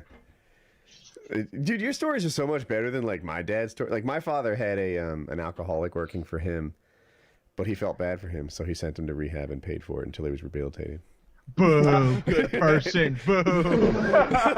He should have beat his ass. He should have beat the alcoholism He out of didn't him. kick him in the ass until he did more 1040s. Besides the Cannon housing projects, Chuck is also banned from going in the local grocery store. His side of the story was that they were giving him old food back in the deli, and when they got caught giving it to him, they lied and said he was stealing it. My side is he was probably just stealing that fucking food. But in any case, Chuck is not allowed back at the grocery store nearest his home. So I see him riding his bike around town all the time. He wears this Civil War cap. How did he lose his awesome job though? Because you What didn't awesome job. working for your dad. Oh, let's see. How did it all end? What was the last straw? Oh, Chuck took my dad's Kawasaki Mule, which is, I don't know, $8,000 ATV type thing, and ran into his buddy Jeff's trailer drunk, wrecked it. Oh, he It's wrecked like the a mule. golf cart. It's like a golf cart. He ran into like a trailer. a sturdy and- golf cart. A The little more green sturdy. Yeah. Yeah, right. yeah. He crashed that fucking thing into a trailer, and it's like all plastic on the front, like a big bumper, and there's a hood that pops up with storage inside, and all that got cracked and fucked up, and that was the last straw. Yeah. Wow. That's messed up. Yeah. That sucks. The guy with polio in this century was more productive than that guy. One more. Chuck was hospitalized for a gunshot wound. Self-inflicted. Chuck's side of the story is. I'm gonna guess the caliber was 22. Close. 38. I think it was a 22. It was either 22 or a 25. And here's his side of the story. He was sitting on the porch, at that abandoned house, which is a good deal off the road, I'd say, 50 yards maybe. And he says someone was driving down the road, he heard a gunshot, and he was hit. Here's the problem with all that, though. The bullet is in the roof of his mouth. Wow. That's a Really? hell of a drive-by shooting. I don't know if he was. I don't know if he Now, was did it go trying to- through his chin or was it just the roof? Yeah, he shot through the palate of his mouth. I think he missed the tongue, and it was stuck in the roof of his mouth. Suicide or carelessness? Oh, it's hard to say. It's Chuck. One more. This is the last one, I promise. You got He dude. was- I got time. You could just be trying to clean your teeth with it. He was driving his bicycle. Keep in mind, it's like an old Schwinn bicycle or something. Like, it's not a cool one. It's got fenders on it, right? He's driving his bicycle down the road, and he claims that someone came out of nowhere and ran him off the road. He was probably just high and stoned and drunk and crashed, but broke his fucking leg in the ditch on a bicycle wreck. And this is not the kind of guy who can afford to be immobile. No. The hospital knew him as a prescription pill abuser, and they wouldn't give him anything for a broken leg. Oh no! Oh wow! No, What good would they on have them. done in Good on Canada? them. I will say this though: anytime my dad gets some nasty liquor or wine or that big someone gives him some booze that he doesn't want, puts it in Chuck's mailbox, it just gets gone. Chuck must think it's the liquor fairy. Liquor fairy. Don't kill yourself. Here's some more booze. One more, and I swear to God, this is the last one. This is from my dad's point of view. I wasn't there for this one. Dad goes to this abandoned house one time to pick him up for work. He hadn't seen him in a while. He's standing on the porch, kind of knocking on the door, and he hears a voice from inside. And it's not Chuck's voice. He says, "I see you out there, you big old son of a bitch. I got something right here for you. I'm gonna kill you this time." And Dad's like, I'm creeping away at this point. he's like, and you hear this guy in there, just come on in here. I got something for you right here, big boy. He didn't know it was Dad. Apparently somebody had been coming down there and just beating him up. like they were some neighborhood punks, because they are right next to a bad area, who just been coming down there and beating them up. And Wow. Chuck's buddy's in there with probably the same pistol that Chuck accidentally shot himself with, ready to blow somebody away. Dad was like, "So I don't think I'll go down there no more." But I remember there was this guy, Chuck. I've probably told some Chuck stories before, but basically here's the deal. Chuck lived in a trailer on a property that was attached to the back end of my dad's property. He was basically a hobo. He's still alive. He still is a hobo. He's got this crazy long beard. He's like 50. No. That's the thing. He was my mother's age, like in early 40s, but he looked ancient. He looked 60. And his fingers were yellow from all the cigarettes he smoked, and he always drank Red Dog beer. But he was my liquor hookup. I'd take Chuck to the liquor store, give him $20 and he'd come back with a 12-pack of beer and he'd get himself a little bottle, and that was a fair exchange. And it was always funny because that was one of the ways that girls would need alcohol, and I can help you out with that. And I'm not talking about younger girls. I'm talking about I'm also underage. I'm helping girls my age. Your 18-year-old peers. Yeah, I'm helping my peers get alcohol, and so we go pick Chuck up. So it's and I'd have the girls in the car with me. So every time Chuck saw me, I had 3 or 4 hot chicks with me. He just thought I was literally a pimp. He asked me one time, he's like, "Man, are you slinging that pussy?" And I went, "What?" He said, "Are you slinging that pussy? Because I'd like to get a slice." And I was like, "No, dude, no, no. Well, I mean, kind of, but no." My dad sent me a text message yesterday, and it's this piece of paper, and there's a post note on it that says, colon cancer, it has spread to lymph nodes and liver. And I was like, "Oh no." I called him. I was freaking out. It's Chuck. It's Chuck. Oh, Chuck, the alcoholic dude. The old alcoholic guy that worked for him years back. Poor old Chuck. He could have Went mentioned down that real with fast. the text. Yeah, freaked that out. would have been a good lead-in. I was like, what the fuck's your problem? What are you doing? You're a terrible texter. Your father's tech incompetency is great. Yeah. I like it's it. Awful. Yeah, I was freaking out. Yeah, it was Is colon liver cancer very common? I feel like that's not one. I feel like boozers get like cirrhosis. Colon cancer, and then it spread to liver and lymph nodes. Chuck looks like he's not gonna. How old is make Chuck? it. 50, 55. So he's a hardcore sun up to sundown boozer, and he ends up getting taken out by cancer. That's probably not the Yeah, the he shot future himself even saw once for and himself. survived that. Wow, he's really been hit by a car. This Well, I mean, doesn't that's sound not like his a fault. great. He was life.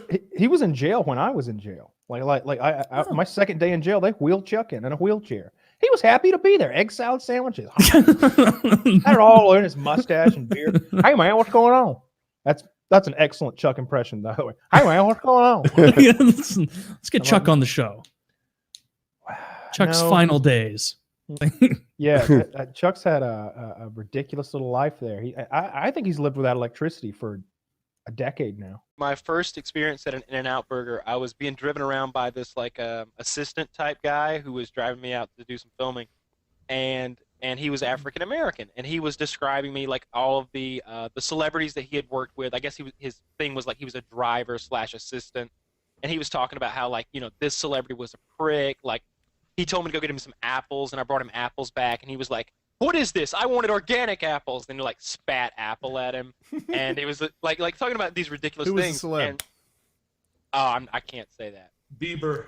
No, but there were two skinheads over sitting in the grass, staring at us while we were eating our In-N-Out burger, and he was like he kept looking over at him, and he's like, "See those guys?" I was like, "Yeah, there's two guys over there." He's like, "Yeah." He's like, "I think we better book it."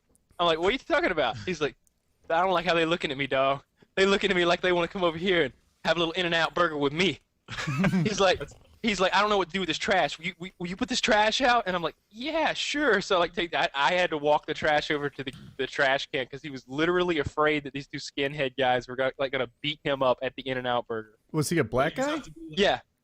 You just have to be like, "Look over there, Jews," and then. Driving up to the grocery store, I was just going to get some bread and milk and some other bullshit, like random shit. And, bread and milk. They've got those hash marks where it's like, oh, this is for people walking only. You have to stop. Right. Whatever, the crosswalk, I think. And there was a man who weighed, I'm going to guess, 500 pounds in a electric scooter. And the scooter didn't have the power to haul his enormous girth. So his wife or lady friend, whatever, was towing him like a mule. Wait, are you kidding me? I'm not making this up. Like she's towing him like a mule. She has both of her hands behind her, pulling loving it. Like on the front of the electric scooter, there's like a basket, like a cart to put your groceries, and she has both hands on it, towing him like a mule, and I have to stop to wait on them to get past me to their fucking car. So I'm just sitting there, put on the brakes or whatever. And I look to my left, and there's a black guy there sitting on the bench, and he looks at the fat fuck, and I look at the fat fuck, and then we both look at each other. And I've got my sunglasses on, but I just raise my eyebrows so high that you can tell, and we both crack up laughing, looking at each other and like pointing at the fat guy. It was such a fucking brilliant moment of me and this random stranger both just laughing at this freak of nature making his way across the crosswalk. It was a good day. I was having kind of a shitty day. I had to go run a bunch of errands. I don't like doing that. I go to the bank and change my mailing address and do a bunch of routing number bullshit, and I'm paying some taxes. And it's just boring. It's no fun. But when I got to mock a fat man with a random stranger at the supermarket today, that really perked me up. Made me feel good. I hate fat people. I hate them. Okay. Because I see in them my own weakness. I may have told this story before, but I went on spring break whenever I graduated high school, and we were on the 12th floor of this hotel. Now, I don't know whose idea that was, but it was a terrible idea if they had known that I was going on the trip, because I like to break stuff. And I mean, you know, I'm 18 years old. I'm actually one of the oldest people that are there. A lot of them are 17. So like, I'm like, yeah, all right, I'm 18 now. And like, we had been drinking on the beach, and we come back to the hotel. And you know those big luggage carts, like the things that the bellhop would use. Yes, they're like got the big brass like metal part and a thing to put suitcases on and all that stuff. Those things are heavy. They weigh about 100 pounds, I'd say. And me and two of my buddies are walking up the room, and there's one of those parked there. And the way this hotel is shaped, it's shaped like an O. It's a circular hotel, and in the center of that O is this long shaft that goes all the way down to the bottom. And, you know, it's open, and there's a courtyard in the bottom of it. So the rooms are in a circular sort of thing. I don't know if you can imagine that, but basically you can look down through the middle of the hotel over a balcony down to this courtyard, 120 feet. Okay. And I'm like, let's Miami throw. Vice. Yeah, exactly. I'm like, let's throw that luggage cart down there. And I'm like, come on. No. I'm like, come this on. is in the interior of a building. As you led to the story, I'm picturing you throwing it outside on the sidewalk. Interior. All right. There's not anybody down there though. It's 3 a.m. It's all safe. Well, of course. Marginally. Marginally safe. I'm like, Boone, let's throw this thing off the railing. And so me and my buddy Boone, we push it up there, and I'm like, all right, you get that side, I'll get this side. He's like, no, man, no, this is all me right here. And I'm like, that's even better, plausible deniability. I'm like, let me wipe my prints off first. So he picks the thing up over his head, and he's like, shit, he's like trembling. It's so heavy, you know. He's like trying to keep his balance, and he just like throws it off the edge of the balcony. And we look down, and there's a few seconds of complete and utter silence as this thing it's like a movie. It's spinning as it just speeds to the bottom of this balcony. When it hits the bottom, there happened to be a concrete bench down there, and it hits it with the force of a nuclear weapon. Oh no. It's the loudest explosion you ever heard, and the concrete bench explodes. Pieces of the luggage cart go everywhere. And we're like, that was cool. The next morning... Yeah, I'm waiting for the repercussions. Someone knocks on the door. And we're all... I'm not going to lie. We're all laying in there half naked and drunk. There's like... I wake up and I don't even know... Are there any girls there? Yeah. Oh, yeah. That's... I don't want to paint the wrong picture here. I wake up and there's 2 girls in my bed and I only know one of them. So I go to the door because my Parents bitch... must be so proud. I go to the door because my buddy was like bitching out. He's like terrified of who's knocking at the door. I'm like, dude, answer the door. So I answered the door, and there's this woman with 2 guards behind her, and she's the hotel manager. And I turn around and like look back into the apartment, which is littered with alcohol. I'm talking like 20 liquor bottles laying everywhere. 2 people passed out on the floor. I'm like, she doesn't need to see this. So I edge my way out into the hallway and start talking to them. And they're like, we need to go inside. And I'm like, all right. And so, long story short, Boone ended up taking the rap for it, and while we all partied at spring break, he was doing community service for the hotel, picking up garbage. Oh. And his parents drove all the way from North Georgia down to Panama, picked him up, and drove back without saying a word to him the whole time. But it was That epic. didn't seem like a good idea. It was a great idea. I'm so glad we did that. You should have seen it, man. You're it was so great. glad he did that, and you didn't. Oh, yeah. Oh, God. If I'd done that, my parents would have murdered me. You know, I've never came across life where I was looking at that shit and like, I wonder what that would look like if it was in pieces. I've never done that. Oh, God. That's me. That's a perfect description of me. A while back, a few years ago, where there wasn't a lot of privacy. Like my bedroom was in a loft, and it was just exposed to the rest of the house. So I couldn't really have sex if Kitty was at home. So that meant that sometimes if I had a lady, I'd have to go to a hotel. So I had been going to this. Yeah, it did. And now we're here. So for a long time, I was going to the Holiday Inn every time that I had a girl. And so the guy, and I'd always see the same night guy, you know, I'd be like, yeah, let me get a king room, etc. And after a while, there was one night, it was Halloween night, and I was meeting a girl there, and he said, hey man, I don't mean to pry or anything, but are you married? Is that what's going on here? And I'm like, no, I'm not married. No. He's like, are they prostitutes? And I'm like, no, absolutely not. I'm not paying for sex. No, I wouldn't. No, and I got a little offended by it and everything. I was like, no, I just, I just pay for the room. I explained my situation. I was like, no, I have a friend back at my house. It's not appropriate because it's an open air sort of living environment right now.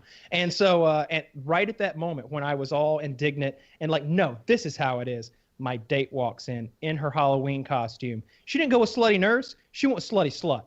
She's dressed as a whore. Hi, I'm here as a whore. She's wearing like fishnet stockings and hooker heels and a short skirt that's barely covering everything, and like this tube top thing and big hoop earrings and hooker makeup and this whole thing. Like apparently her and all of her girlfriends had dressed up as whores for the night, and they had a pimps and hoes party or something like that, where like the guys dressed as pimps or something. And I just looked at the guy and I was like, fucking let's go. I can't explain my way out of this. He's not gonna believe a word of it. So let's just all right, come on. Let me just take my whore to my room now and just give up. That was great. I never went back to that one. I started going to the La Quinta afterwards, so I wouldn't have to deal with the awkwardness. Yeah. I had taken them before, but I like you buy mushrooms like marijuana, like by the ounce, by like quarter ounces or 1/8 ounces and stuff like that. And I don't know what the dosage is, just like I'm a real noob as far as I've never taken them before. I don't know how much I need, but somebody just had this amount and they were like, yeah, I think it was $50, $75 or something for a little bag. But we were so afraid of them that we took a little to see what would happen. And then we took a little more than the first time the next day to see what would happen. And by the time we'd done that experimenting phase, we didn't get enough of a dosage to do anything.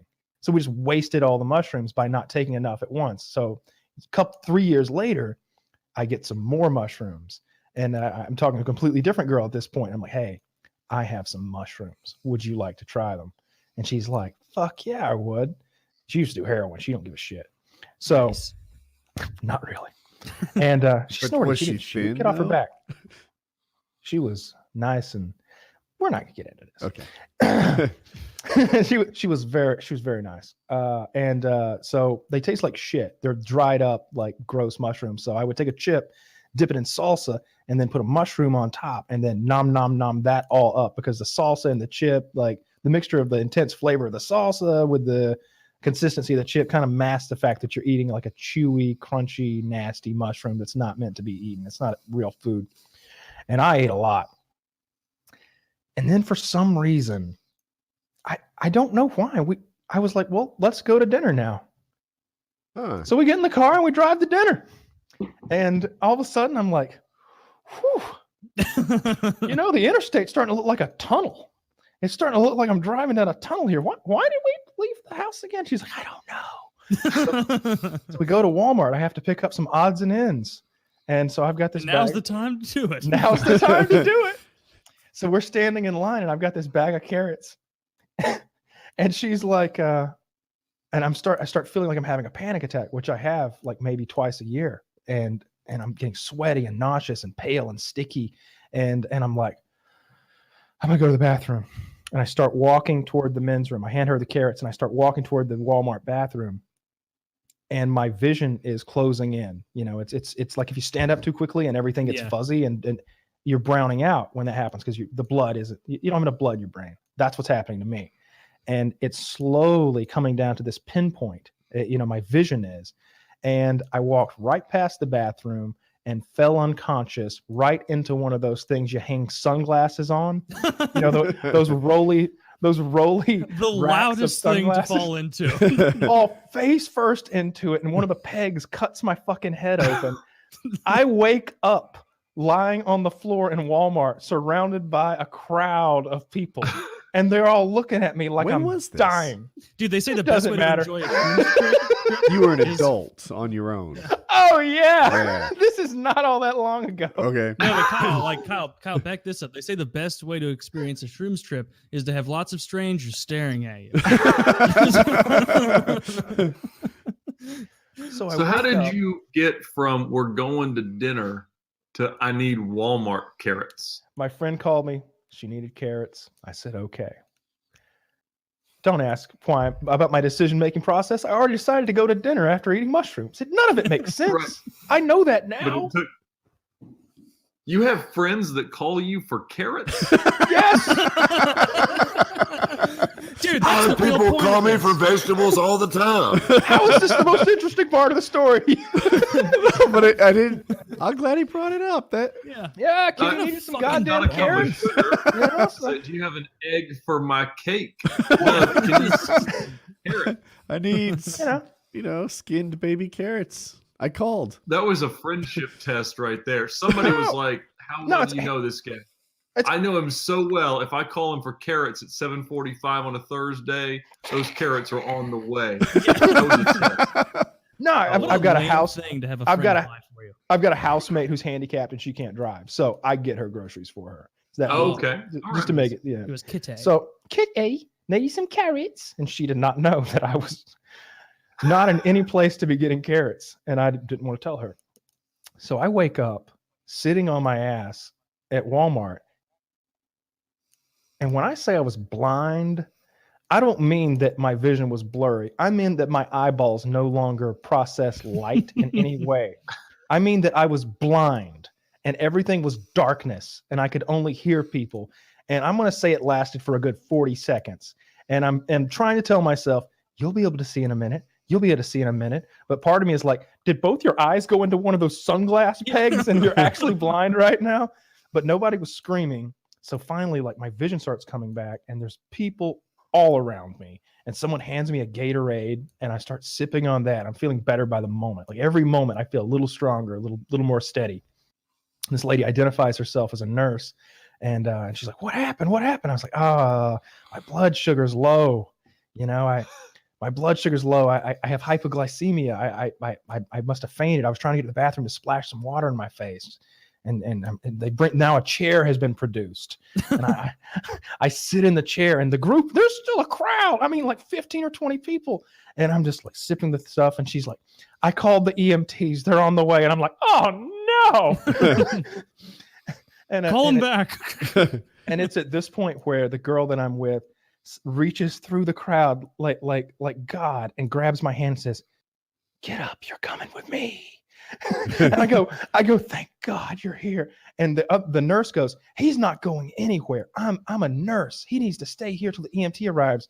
And my girl, also a nurse, she goes, so am I. He's coming with me. And I'm like, thank you. And we start walking toward the door. I'm a doctor. We start walking Do I toward know the her? door. Nah. Okay. We start walking toward the door. Different nurse. We start walking toward the door, and a police officer passes me. And I'm like, oh, okay. And we get right outside the doors of Walmart, and the police officer has made it to the scene of the incident, been informed that I am the incidentee, and now she has caught back up with me. She's like, hey, why are you running from me? And I'm like, what do you mean? She's like, you're running from me. I'm like, are you here for me? What did I do? She's like, did you fall? I'm like, yeah. Is that a crime? I was like, I have low blood sugar. I tripped in there. Am I in trouble? She's like, well, now she's confused. She's like, well, no. Are you okay? I'm like, yeah, I'm good. I'm gonna go with some barbecue though. You know, there's a Sonny's barbecue right over Well, here. you broke like 60 Oakleys. The damage is in the threes of dollars. She's like, well, and then the EMT shows right up, and and they got like this Medipack thing on their shoulder. He's like, where's the guy? And she's like, this is him. And I'm like, hey guys, how's it going? Thinking, thank God I have my sunglasses on because my pupils are this fucking big.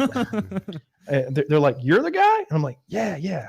And this guy's a good old boy. I can tell by his accent. So I'm just like, yeah, man, you know, I just got low blood sugar. I tripped and fell in there. I'm trying to get over to Sonny's, get some of that barbecue in me. And he said, well, shit, get that pork three-way. That's good. And I'm like, that's what I like too. And we get in my car and we go to fucking Sonny's and have the most terrifying barbecue dinner of our lives. Man, that shrooms experience doesn't sound fun at all. Never again. Don't do drugs, kids. If only there was an app that you could have gotten the Sonny's brought to you.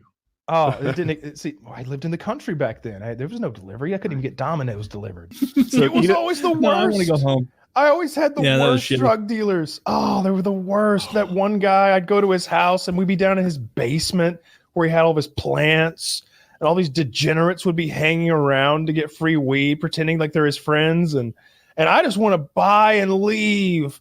And they're just all such losers. They're just the worst kinds of people. That's where I had that conversation where we're out back, like smoking a cigarette, and I'm like, someone brought up methamphetamine, like randomly, and I was like, meth, not even once, am I right? And they went, well, I've tried it a few times, and I was like, fuck. And the other guy goes, yeah, I like to get a little crispy every now and then. And I was just like, a little crispy. Well, it's my cue to fucking run away.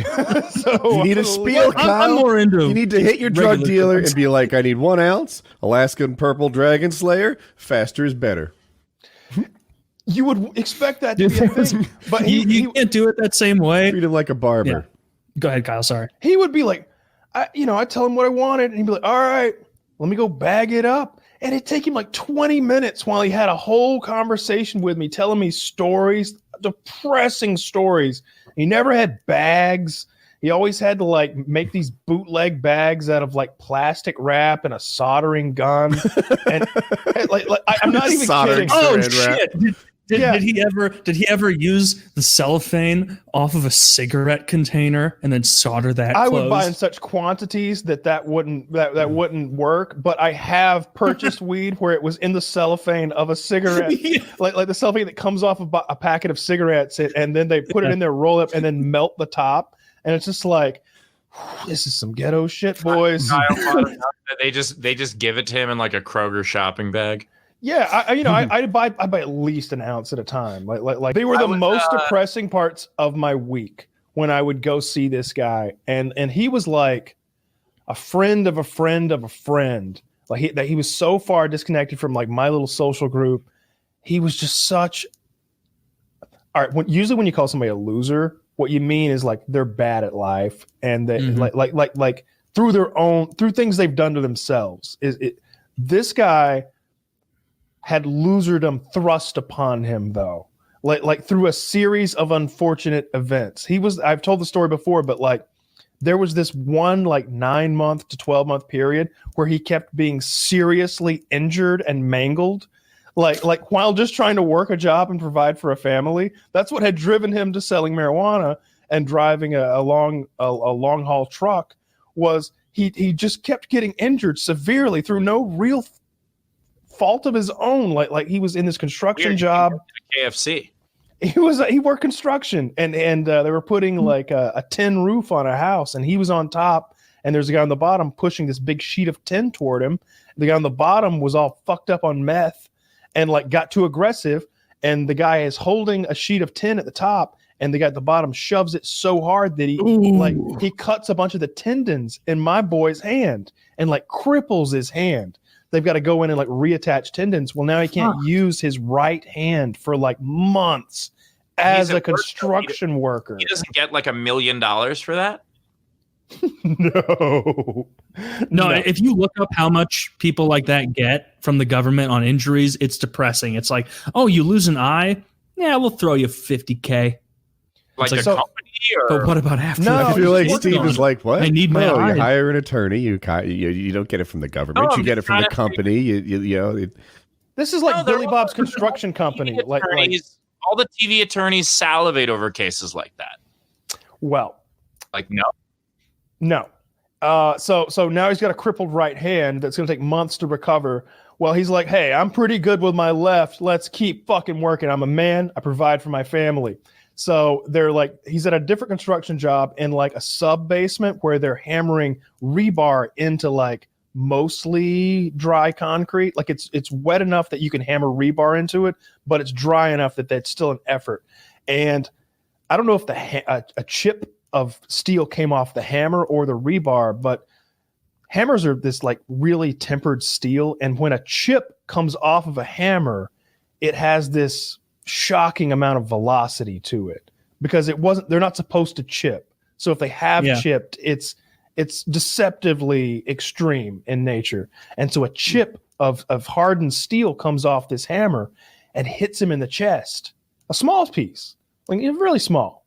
And he's like, oh, that hurt. And his buddy goes, what? And looks over at him. He's like, dude, what happened? He's like, what do you mean? He's like, have you been shot? And he looks down, and his chest is covered in blood, and it's running down his leg now because Jesus this thing has gone so deeply into his chest that the ER thinks it's a gunshot wound. And they think he's lying about a gunshot wound to get out of some sort of trouble. They're like, you can tell us if this is gang related or something. Like you can say it was an accident. We just need to know what kind of firearm it was. And he's like, I was swinging a hammer at work. And they're like, sure you were. So finally, I don't even think they got the chip out. I don't think they could get it out. So they just patch him back up. And so now he's got this chip of steel in a not so healthy spot inside his chest now. He's like, well, my troubles have to be behind me. I need something. I need a recreational vehicle. I'd love to just have some fun in my spare time while I'm on workman's compensation. I'd like to get a four-wheeler, an ATV. So he goes to this guy's house to buy a used ATV on the cheap. And he's in the guy's backyard. The sun's going down. It's getting pretty dark.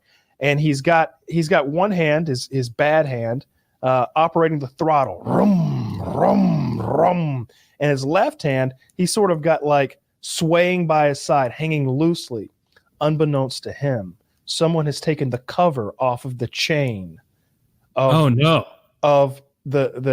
ATV. And it's a manual. So the chain is spinning back there until you hit the clutch and put her in gear. So it's just spinning. His hand goes into the chain and gets drug into the sprocket. It cuts off one finger. It cuts the tip off another, and it mangles the third. So now his left hand is crippled, his right hand is crippled, and his chest is all bandaged up. And he's like, you know what? I'm going to sell some weed. I'm just going to sell some weed. Can't nobody hurt me if I'm in my basement watering my weed plants. Well, did he grow it? He grew it. Yeah, How's he even pulling the trigger on the spritzer bottle? I'll get the electric spritzer. And the electric spritzer. Yin, yin, yin. Nothing bad can happen to me as long as I'm here. I'll drive my big rig. I'll provide for my wife and child. So I've been going to him for a few months now, and I feel awful for him. So I always buy a little extra. Like I pay him well. Like he's like, yeah, it's $2.90 for an ounce. And I'm like, here's $300. I'm the good guy. Here's your $10 tip or whatever. But I'll try to I had these long, awful conversations with him about how awful his life is. And he's always giving me discounts on stuff and asking my advice on various aspects of his life. Well, one time he wasn't there, but his wife was. And I went to the door and I'm like, hey, Bill told me to come by. He said I could get some, and I'm not sure how in the know she is about his whole weed industry. So I thought I could get a little pot from him, and she's like, how much you want? And I'm like, ounce and a half. Yeah, call it 375. Let's do 400. She's like, whatever. She comes back, big ass bag of weed. So I already knew that she was kind of a shitty person. She just seemed a little rude, or maybe she was annoyed, didn't want to be a pot salesman. I can understand that for sure too. But I'm a nice guy. I'm not showing up all weird. I find out she's been cheating on him the whole time while he's gone in his fucking big rig. The reason she was annoyed with me is because she had a dude showing up pretty soon, and she needed all the witnesses out of there because his weed sales were cramping her style. Because she's only got so much time, because she's got to send her kid to her parents' house. She's got to arrange this boyfriend to come over while her husband is away and hide the boyfriend from his weed clientele. Friends, in quotation marks. And they used to have a better marriage, but her big thing was getting fingered. And it was the most depressing shit ever. He lost the house. He lost her. She took his fingers. He lost the truck, everything. He lost the truck? He lost it all. He was making payments on it, like most of those guys are. They don't own those trucks outright. Dad had a lady over the other day. He had never had her over before, and it's kind of weird to get to his address because it's kind of like a hidden driveway. So he has this lady come to the driveway that leads to his farm instead because it's easier to see from the highway. And so he's parked in like his like ATV thing, like it's like I don't know what to call it. It's one of those big, like, it's got a dump bed on the back and and like 2 rows of seats. And anyway, it's like it's a big ATV thing. And he's got all these dogs that he's rescued that people have dumped out. He's literally got like 3 or 4 farm dogs with him all the time, and they live at the farm, and he takes care of them. Well, she pulls up, gets out of her car, and he notices she's slurring her speech a little bit. And he's like, that's never a good sign. Well, sometimes it's a good sign, but probably not right now. That's not good. And right as he's noticing that, 2 of the dogs start having the most ridiculous dog fight of all time. One of them has bit the other one on the neck, and they've both started rolling like 2 fur balls, just screaming and howling and growling. And he's trying to stop them, get them apart. Well, he was parked right over a creek. There's like a drainage pipe that runs under the road, and he was parked right on top of it. The dogs roll into the creek, and he quickly sees that if he doesn't intervene, one of the dogs is literally going to drown the other one in the fucking creek. And the woman is screaming, and so he runs down the bank, jumps into the creek, and one of the dogs is literally holding the other one under the water, fucking drowning it. And so he reaches down in the water and he grabs that a police dog by chance? No, that's the one that fucking Kitty's got at her house. I wish it would drown in a bowl. His dog, he pulls the drowning dog up out of the water, and he looks behind him, and she has rolled down the fucking bank, and she's in the creek too now. She was like all dressed up, and now she's like chest deep in the creek. And so he hands her a dog. He's like, here, take this one. And he gets the other one. And they're fighting to get toward each other. And finally, like, he's like slapping the dog around, like, stop, fucking stop. And the dogs stop. So they start climbing up the bank, and it's all, it's Georgia. So it's this red, muddy clay that we have here. It's gross. They get up the top of the bank. When they started this fucking meeting, they've only known each other for 10 minutes now. When they started, they were both dressed really nicely. They're dressed for a date, essentially. And now they are both soaking wet and covered in mud. And she just has made it to the top of the bank to where the road is again. And he starts to sort of like, well, that was kind of crazy, huh? And she trips and falls and rolls all the way back down into the creek again. And now, Three Stooges shit. Yes. So now she crawls all the way back up, and she's just completely filthy. She's covered in this mud. She's got like creek weed on her or whatever the fuck. And he's like, all right, we've got to clean up. This is ridiculous. Follow me back over to my house. So she gets in her car, and he gets on his little ATV, and he drives. Didn't put her in the bed. She's a mess. It was her car, so he didn't care if she messed it up or not, I guess. So they drive to his house, and he's like, we got to get a shower. So they both get into the shower naked together. And I'm like, this thing's going to work out nicely. She's like, yeah. And he's like, she's still slurring her speech a little bit, but she seems to be okay. So she's like, I'll wash your back. And he's like, all right, sounds good to me. So he passes her the soap, and she's washing his back and everything. And they're in the shower. And all of a sudden he hears, tick, tick, tick, tick, tick, tick, tick, tick, tick. She has fallen out of the shower, grabbed the shower curtain, and on the way down, she's ripped every shower ring as she fell. Bing, bing, bing, bing, bing, bing, bing. Fallen head first into the toilet, which is next to the shower. What a careless bitch. She has fallen onto the toilet and knocked the toilet off of its base. Does she have Parkinson's? Now there's water flooding. Because she has broken the toilet she's hit it at the perfect angle. She's fallen out of the shower, hit the top of like the toilet, and knocked it over, and the water is flowing up now. How large is this woman? Regular size. She just hit it just right, apparently. Okay. So it's gracious. They get out, still a little soapy, but they dry off anyway. Because goddamn, we've got a new problem to solve. So he gets the water cut off to that. He turns the knob or whatever, and that's all good. Although now we're down to 2 toilets in the home, and got to keep your eye on this one, and she's knocking them out left and right. And you got water damage to deal with now, probably. It's tile floor. It'll be fine. But so then he puts her clothes and his clothes into the washing machine, and he's had that washing machine for at least 10, 12 years or something like that. It's not like a new fancy digital one. It's the old crank the knob kind of washing machine. So puts all the clothes in there, grabs her some like pajama type clothes. He puts on some clothes, and he's like, let's step out on the back porch and just relax for a minute. Would you like a beer? And she's like, yeah. So they each get a beer, and they go to the back porch. He's got a nice little back porch area. You can sit in the swing. He's got a little garden out there. The swimming pool's just beyond that. It's a nice little place to hang out. What's she wearing? His clothes? Did you say that? He had some pajamas or something. He put it in. I don't know, some sweatpants, a t-shirt, whatever.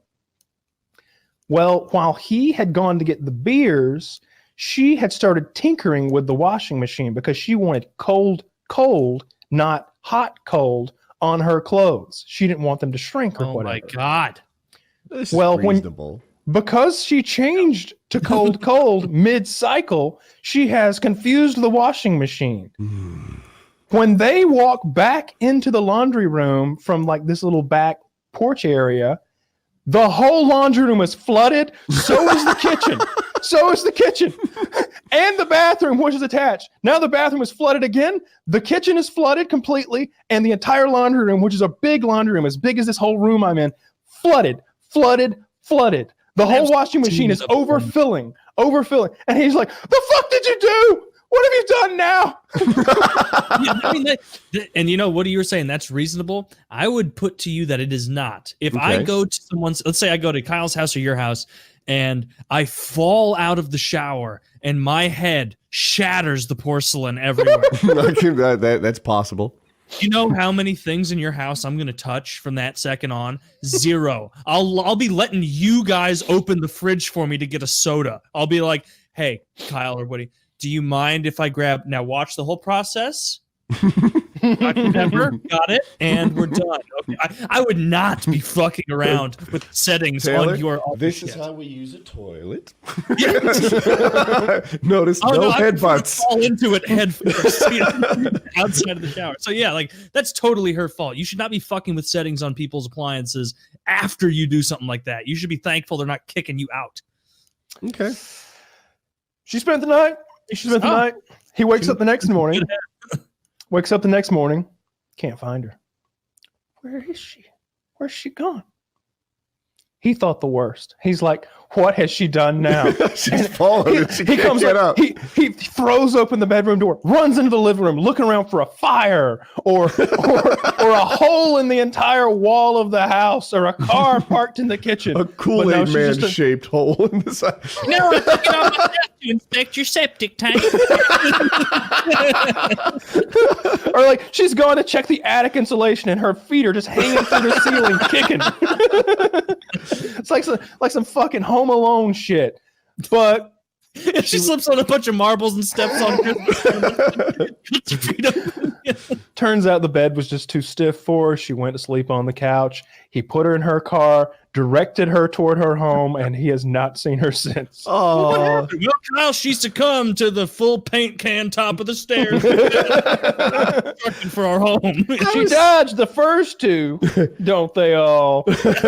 No one expects the third can. I'm a fool. I was secretly hoping that shared experience was the beginning of a relationship. He'll keep fucking her. We just did everything gas welding, the old oxygen and gas. That's all we ever used. Okay, that's the one I've never done. All I could do is acetylene. That's all I could do. Okay. You take the stick, you light it. Brazing. I guess that's what they call it. Basically, take acetylene gas and oxygen, mix it together with a welding stick. You light the stick and you kind of like just hold it just close to it until it melds it together. Yeah, you know what happens when you mix acetylene gas and a balloon and a lighter? What is that? 3rd-degree burns. Yeah, you ought to see. I'll never forget. I took a balloon filled up with acetylene gas and it started leaking immediately. And I was like, I got to light this quick. So I lit it with a lighter. And it exploded, and apparently, at the time, I guess I was like 17 or so, and the explosion was massive. It was like 3 times as big as the balloon itself, so it burnt the back of my right hand, and I went to the emergency room the next day, because it didn't seem that bad the first day. It was just black, and it was blistered a little bit, but I thought it was going to be okay. But the next day, it was obvious that I needed to go to the emergency room, and I went in, and I'll never forget this doctor. He was a black guy. He says, well, young man, let me see what you got there. I show him. He's like, oh. Oh dear. You got a heroin Bob reaction, huh? Oh dear. We're not equipped for that. He starts talking about like they're gonna have to do skin grafts for my ass. He's talking about all this shit. I'm like, whoa. Hang on a second now.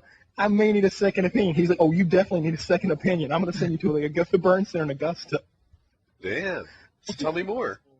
Oh, I got to Augusta, and like they put me in a room with a guy who had been trying to start his carburetor engine and by pouring gasoline in it, and it had just burnt the fuck out of him. He was in there like moaning in pain, which is lovely to be in a room with this guy because like his face is burnt off.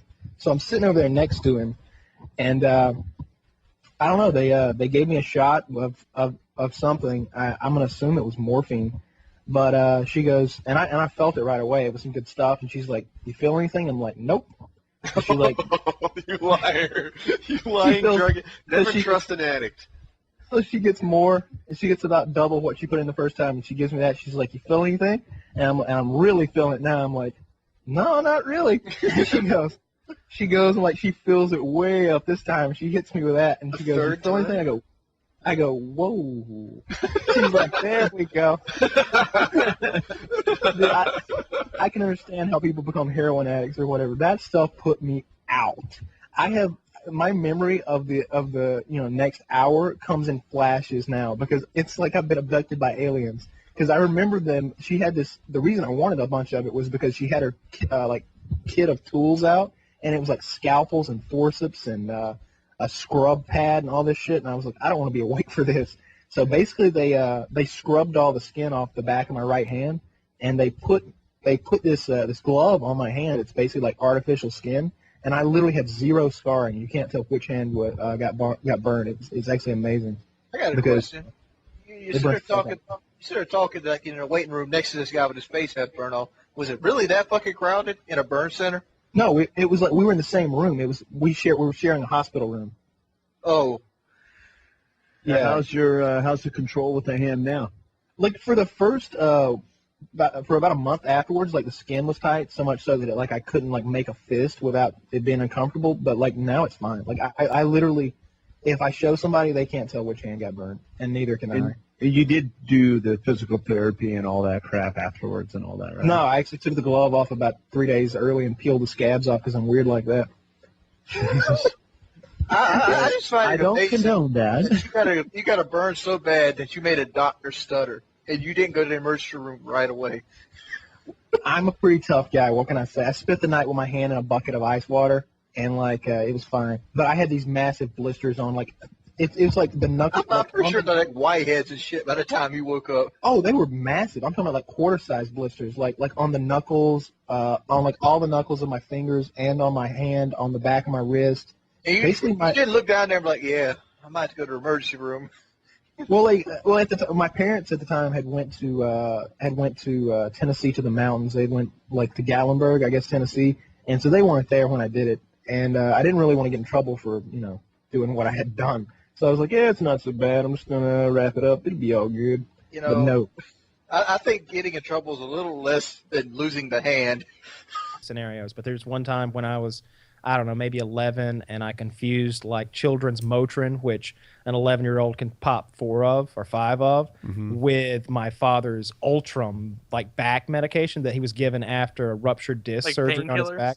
So extremely powerful painkillers that my dad, who's like 275 pounds or something, like couldn't like he's like, oh, I took half of one. They made me so dizzy and lightheaded. I can't stand that feeling. And like he wouldn't take them. He was like, I'll just deal with the pain. I take 4 of them as like an 11 or 12-year-old and wake up in the night virtually paralyzed from the waist down. My lower body was you had numb. your zoot suit on. My lower body was numb. I get up and vomiting, and I worked it out myself pretty quickly. They were like, "What did you take? What have you eaten? What et cetera, et cetera." And I was like, "Oh, those painkillers." I took 4 children's Motrin, and they're like, "Well, let's get them. Let's look at them." And we get them, and they're like, "Those are children." So not emergency trip fast as you can go.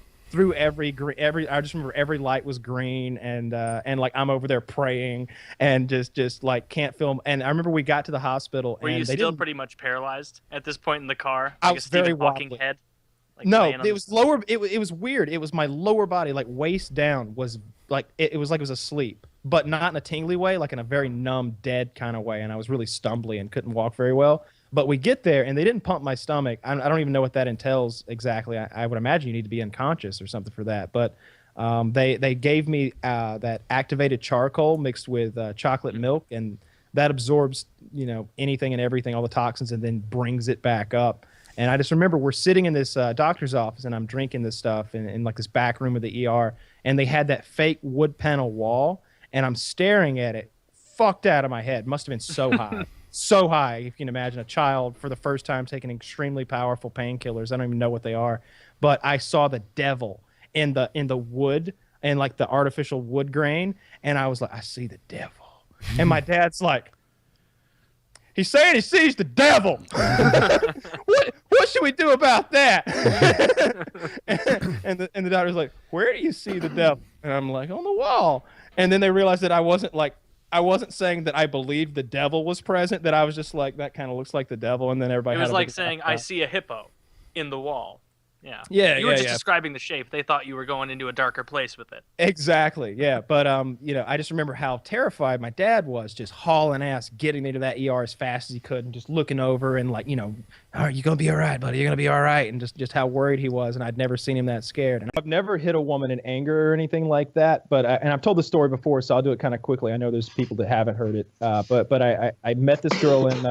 I was on a road trip one time with my buddies, and we go to this hotel, and there's a girl outside the hotel, and I meet her and start talking to her, and I end up getting her up in my hotel room or whatever, and she's fucking crazy. Like first she's scratching my back so much while we're fucking that I have to tie her hands up at one point just to like get her off of my back because she's like scratching like to the blood, and she at one point she's like she pulls out a box cutter, you know, like a razor knife.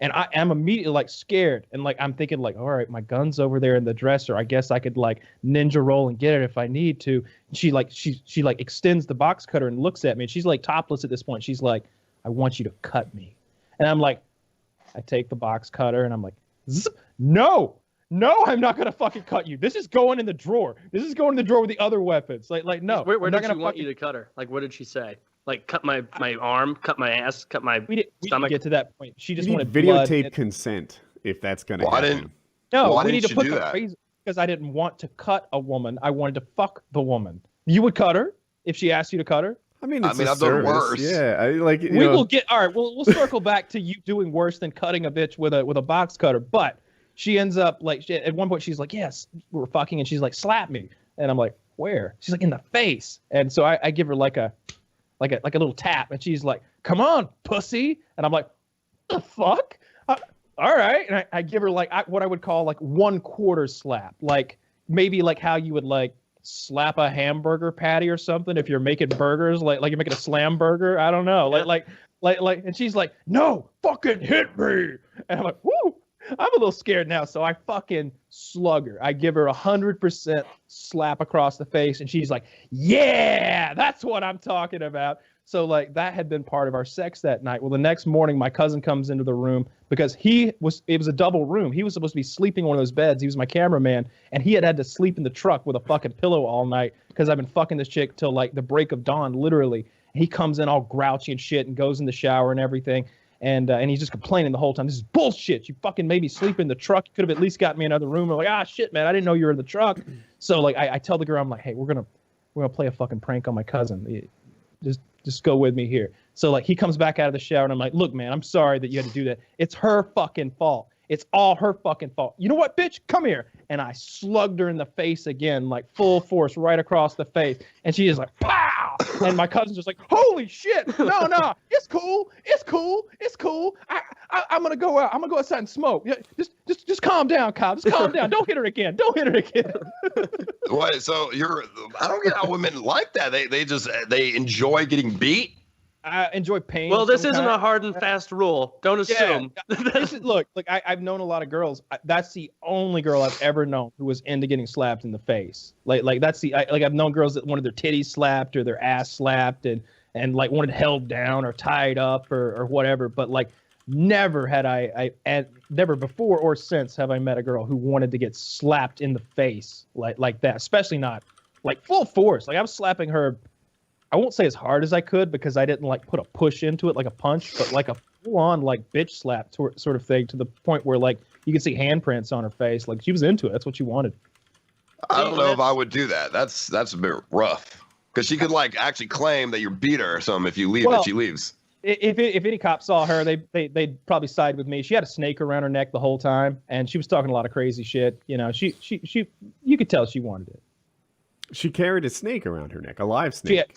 A live living snake. And at one point when we were making out, the snake went like did that tongue thing on me, and it like went by my ear, and I was like, all right, snake's got to go. So I thought the snake could be here. The snake's got to go. I was in one of those bad parts of Atlanta the other night. So the bad parts of Atlanta aren't necessarily like industrial waste as much as they are like poverty.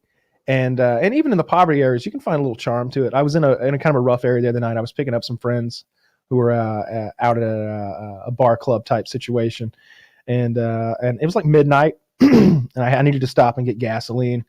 Pull into the gas station, and I'm wearing kind of what I'm wearing now. I got my jacket on, I got a button up shirt, some pants, but I got my flippy floppies on as I'm wont to do. And it's cold out though. It's pretty chilly. Pumping gas in the car, and this black homeless guy starts staggering toward me, and he looks out of it, like he looks pretty fucked up. And his teeth are all fucked up, but he only looks like 28, maybe.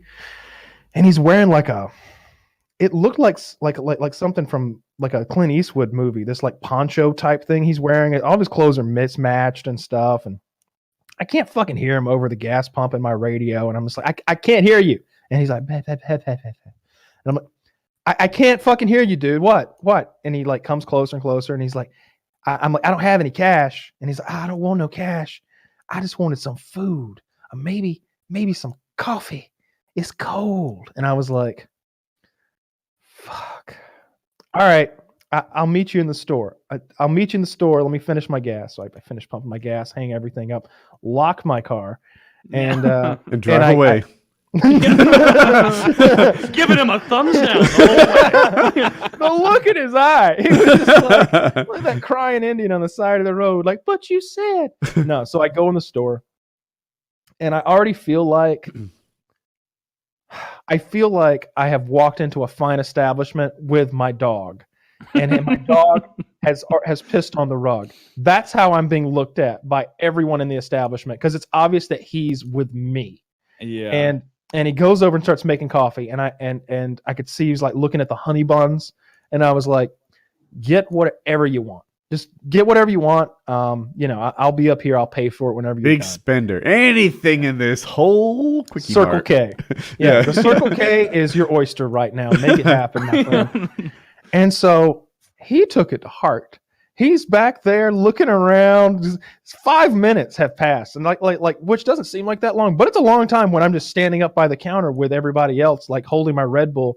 And this the Indian guy behind the counter is like 25 years old, and he's like, "That's going to end up being one expensive Red Bull you've got there." And I'm like, "I didn't even want the Red Bull. I should be down the road by now picking my friends up." And so like I look, and I'm just like, "Hey man, come on, let's wrap it up here, come on." He's got 4 bags of food, like cookies. What a fucking asshole! He's got gummy worms, a honey bun, a bag of cookies, like one The of those essentials. Yeah, stuff that you need if you're starving. Yeah. and a cup of noodles. He's got all this stuff, and it's a little plastic cup, Woody, with a foil top that peels off. You add hot water, and where does he have a He's got a campfire microwave around the somewhere? corner. Is we'll it get to that. Okay. We'll get to that.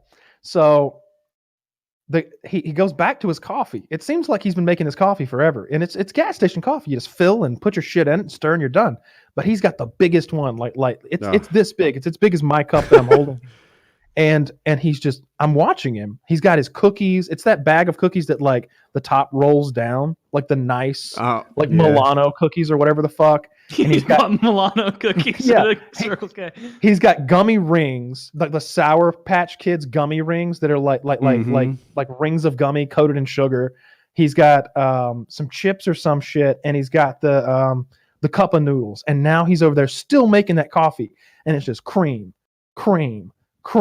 sugar, stir, cream. And the Indian guy sound goes, like good coffee. The Indian guy goes, "How many are you going to put in there? How many?" He yells it, And he's like, I only put 3. And I'm in my head, I'm like, dude, I've seen you put like 8 in there for sure. And so this other black guy who's in line, who's dressed nicely, goes, let him be, man. Let him be. We're fortunate. You know, we're fortunate out here. You know, don't be messing with him. And the Indian guy's like, I let him be if I want. He always in here stealing. He steals. He's a shoplifter. I'm watching you. He's like, maybe he is, man. Maybe he is, but let him be. And I go, he's like, you ain't always got to say no. You ain't always got to say no in life. And I go, I said yes, and I just want to get down the road. Yeah, we can just wrap this up. I don't want to be part of a race war in here. Let's get this going. And finally, the guy comes up there with all of his shit, and he lays it on the counter. And he goes, "Can I come back in later and make my cup of noodle?" Because they've got like boiling water that'll come out of the coffee machine. He's like, "No, you take that shit. You take all of that shit, and you get out of my parking lot with it too. Don't you be eating that in my parking lot. You get moving. You fucking kick dirt when you get out of here." And I'm just like, fucking swipe my card and fuck. It was like $12 for the shit, like $10 of his shit and $2 of my Red Bull that I didn't even want. And finally, I was so happy to be out of there. Like just. Did you feel like a good person or like someone who got taken? Here's the best part. Motherfucker didn't even say thank you. Not even an acknowledgement. I'm talking, I swiped the card and I held the door for his hobo ass. He walks right past me and goes away. I was livid. That is horrible homeless etiquette. My $10 wasn't that big of a deal. I often give 10 or 20. I would have given him a thumbs down. Yeah. Double thumbs down to black Western hobo man, because that was absurd for him not to say thank you. He had this weird Western poncho. He looked like, I can't even describe it. He looked like Clint Eastwood, but real poor and black. Did you have a quarter or $1 or something in the first place? No, I had no cash. No cash Not whatsoever. Even a nickel in your car in the cigarette tray? No, I had nothing. I had no cash, and I'm not going to give him my good change. You know, that's for toll booths and your you know, good change. Like good change, you know. I'm not going to give him 50 cents, so instead I'll give him 20 minutes and $10. My time was the valuable thing. I've got a Canadian nickel and one of those fucking Spanish things with a hole in it. Here you go. I couldn't believe that. This is a Parkway token if you find yourself in Jersey. Now this is a get out of jail free card, but that's from a game. You know what? He probably, if he just got arrested at that gas station trying to steal stuff, he would have got food. Maybe that's his move. Go back in there, piss off fucking, Mishram or whatever the Indian guy's name is, and then Mishram calls the police. He's doing it again. I am so tired. I am running out of gummies. And then they come out there, they take him away, and then he gets his boiled eggs. I was so upset with that fucking guy. I could not believe he didn't thank me. And I wasn't fishing for a thank you. It's not the point. I didn't need, it's just like I'm just thinking how thankful I would have been in his situation. But, thank you so much. You should have set expectations before going in. Like, look, I'm going to buy you $10 worth of stuff, but you better fucking thank me. Have you seen that bow that the Japanese do, sir? Yeah, I'd like a bow. We're talking, 3/4. 3 bows. I want 3. 3. Like the etiquette 3 says, bows. 3/4 of the way over. Like you don't have to go full. Now, 90 is degrees. it the bow where like Muslims praying, or the one with your hands on your side?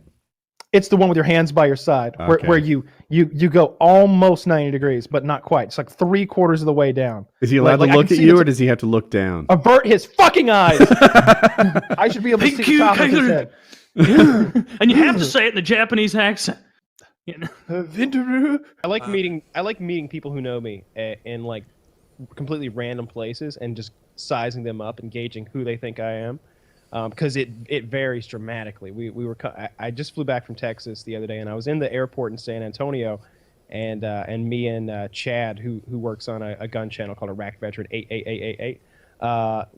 He gets recognized, and 4 8s, yeah, and that's 4 of them. He gets recognized on the way to the bathroom, and as the guy recognizes him, and he stops, the guy also like catches me and recognizes me. So like I go and piss and come back out, and we're talking to this guy and everything. And I don't remember what came up, but Chad says to him, he's like, "But it's the internet." He's like, "Don't believe everything you read." And I was like, "But seriously though, I am ex-Spetsnaz. I killed a lot of fucking servants back in the day." I took ears, scalps, whatever it took. We ran a war of terror over there, my friend.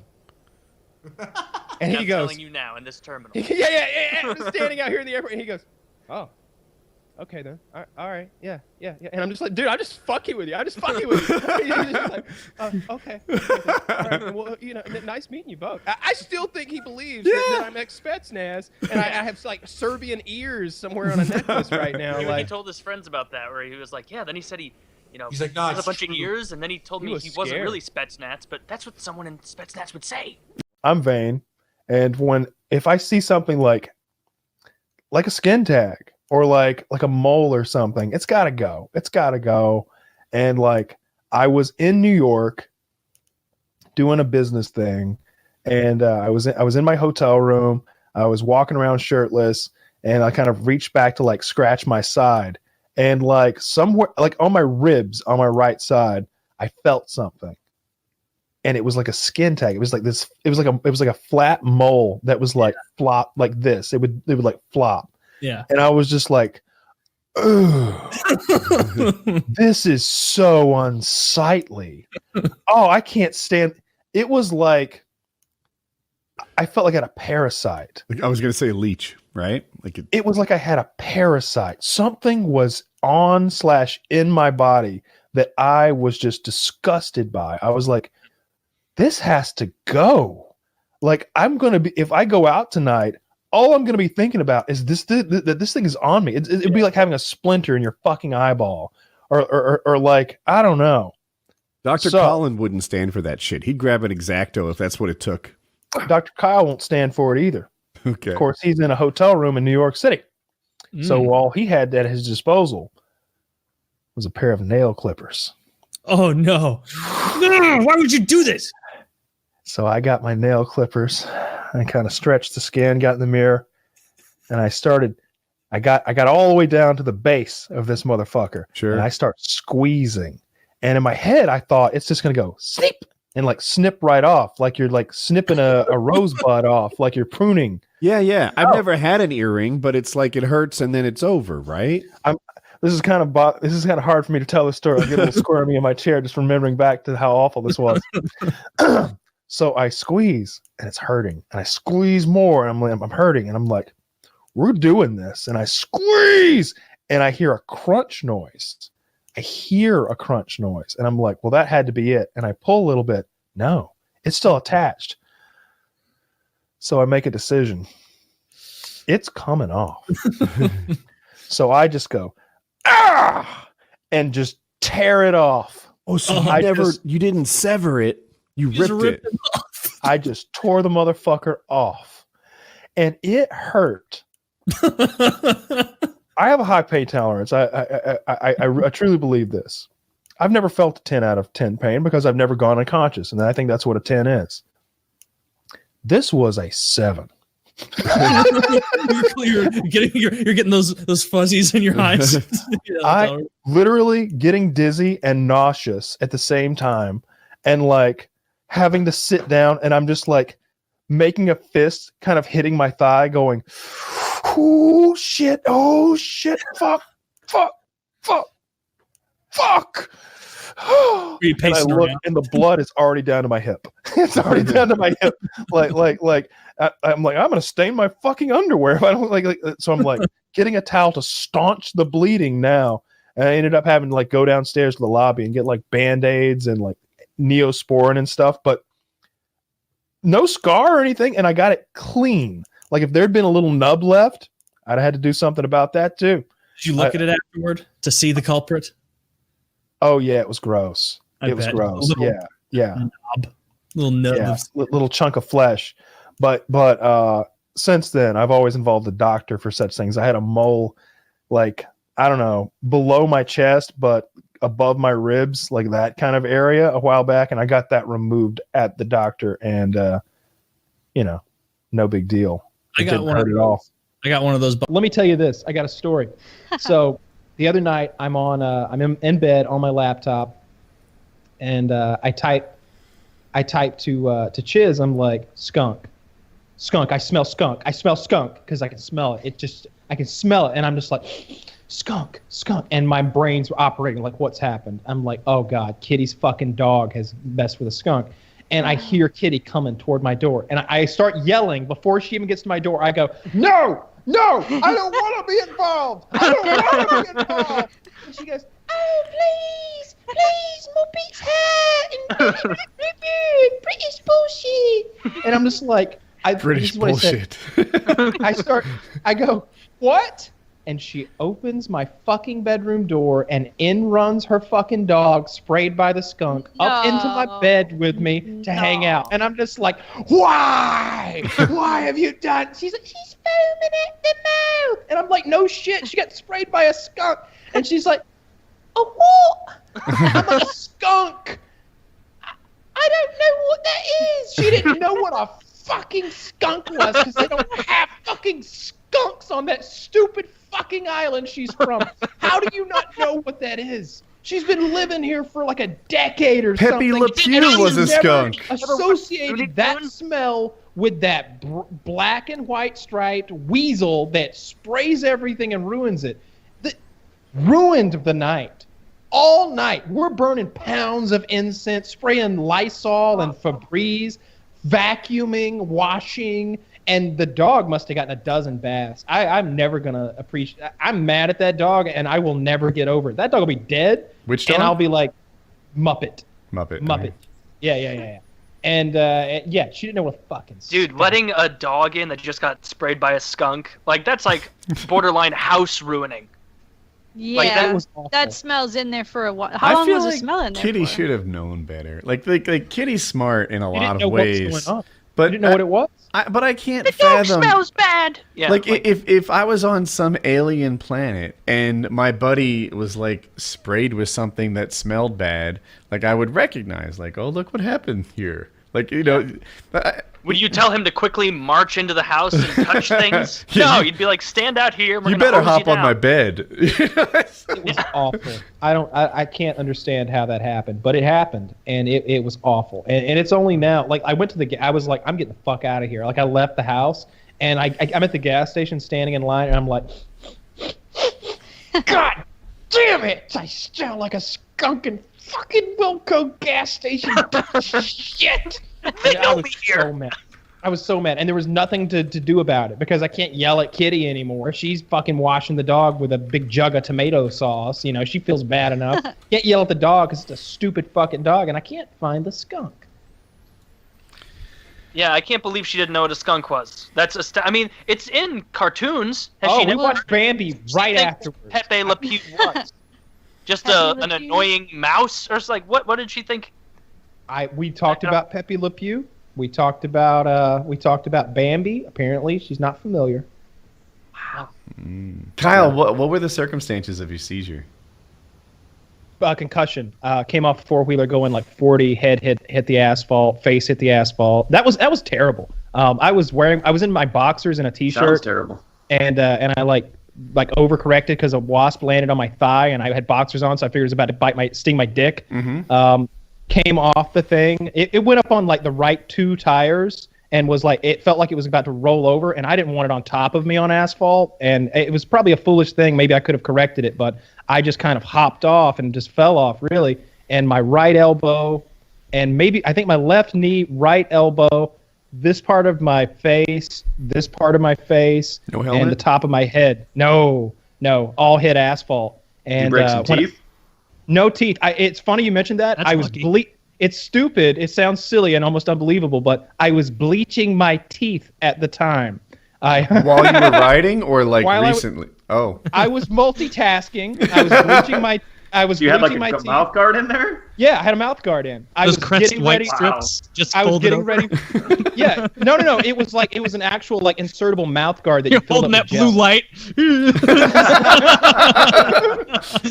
No, I driving one-handed.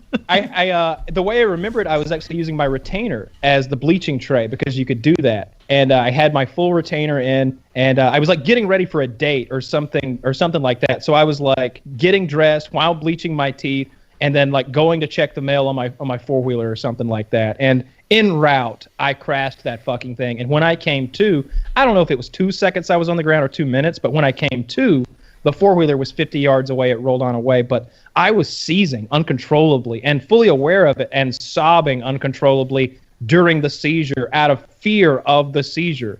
Did you have an out-of-body experience at all, or were you?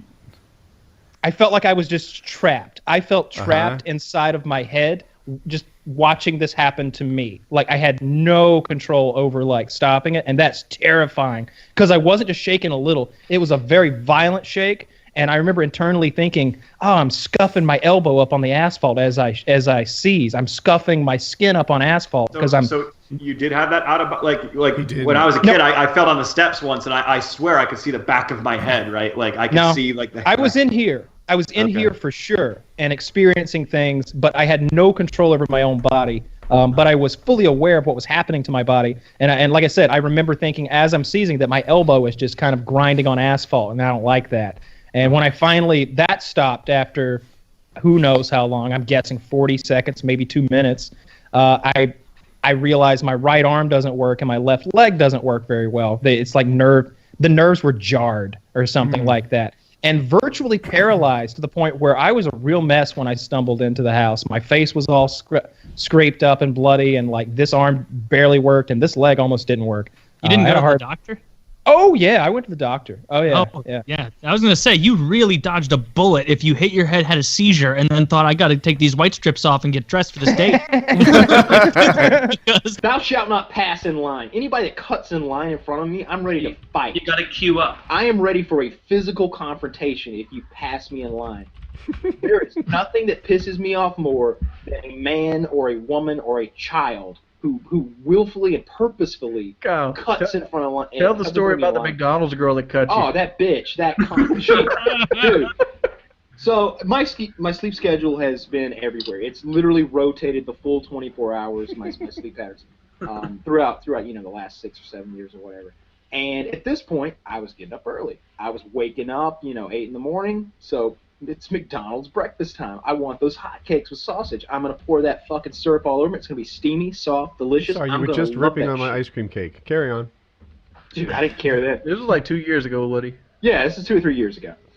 I wanted those hotcakes bad. So the line so there's the drive-through, and I'm trying to figure out how to describe it. It sort of wraps around the building. But I was coming in from a different entrance. So I was kind of, we're coming from 2 different directions into this line. And me and another car get there at virtually the same time. But he's his nose in before her. But he's in the line that wraps around the building. So I give him the wave. I'm like, you're next, buddy. I give you the next place in line. I don't know who should go first, but I'm going to give it to you. He gives me a little wave back, kind of like a salute, really. He pulls forward and orders. Another lady pulls in behind him, and I'm looking at her, but she won't make eye contact. She won't even look in my direction. And I'm like, you better not. You better not. And so this guy places his order and pulls up. This lady quickly, like zips up to the thing, intentionally cutting in front of the line with me. I saw red.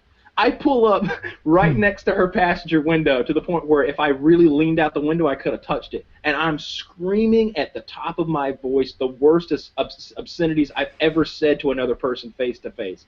You stupid cunt!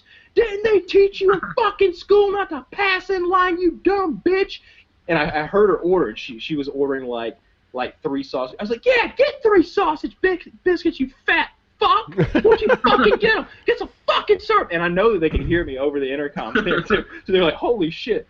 And I finished it off with like, yeah, fuck you, you stupid cunt! Don't fucking look at me! And I had a cigarette, and I flicked the cigarette as hard as I could at her window, and it like hits the window and like explodes into this fiery little cherry of ashes. And I just left. I didn't even get in line behind her. I just fucking left. And I'm flipping her off the whole time, staring at her face, and she, like turning my head as I drive past, staring her down, and she still won't look at me. And some people may think that's harsh. Some. But there's a reason we have this on the 10 Commandments. There's a reason we have lines, all right? There's a reason that you wait in line. You don't cut line without a very serious reason. At the airport, somebody starts screaming, hey guys, my flight's in 10 minutes. Can I please pass? And everybody will speak up. Yeah, come on. Let's go. Get under these ropes. But if she just starts doing it, if she just starts going under there, no, that's bullshit. Oh, Woody, should I tell the story about me getting pulled over? Oh yes, that was the other good story. Yeah. All right, so I'm driving to the airport to pick up my friend from the airport, and then they were both going to Florida to buy a boat. And I'm in my new car, and I don't have a tag for it yet. I've got a temporary tag because I'm getting a vanity plate. And so I'm driving along, and I've got my pistol by my side. It's like stuck in its holster, and a truck driver saw it, and he called the police and told them that I was waving it around. Wait, did you? I thought you handed it to someone else in the car. They wanted to see it. No. There was one sitting in the passenger seat. There was one in its holsters that like is between the center console and my seat. Okay. So I wasn't waving it around by any means. So I see this cop kind of pulled over in the median, like I figure it's a speed trap. So I go past him and he pulls it out, and then another one comes off the on-ramp.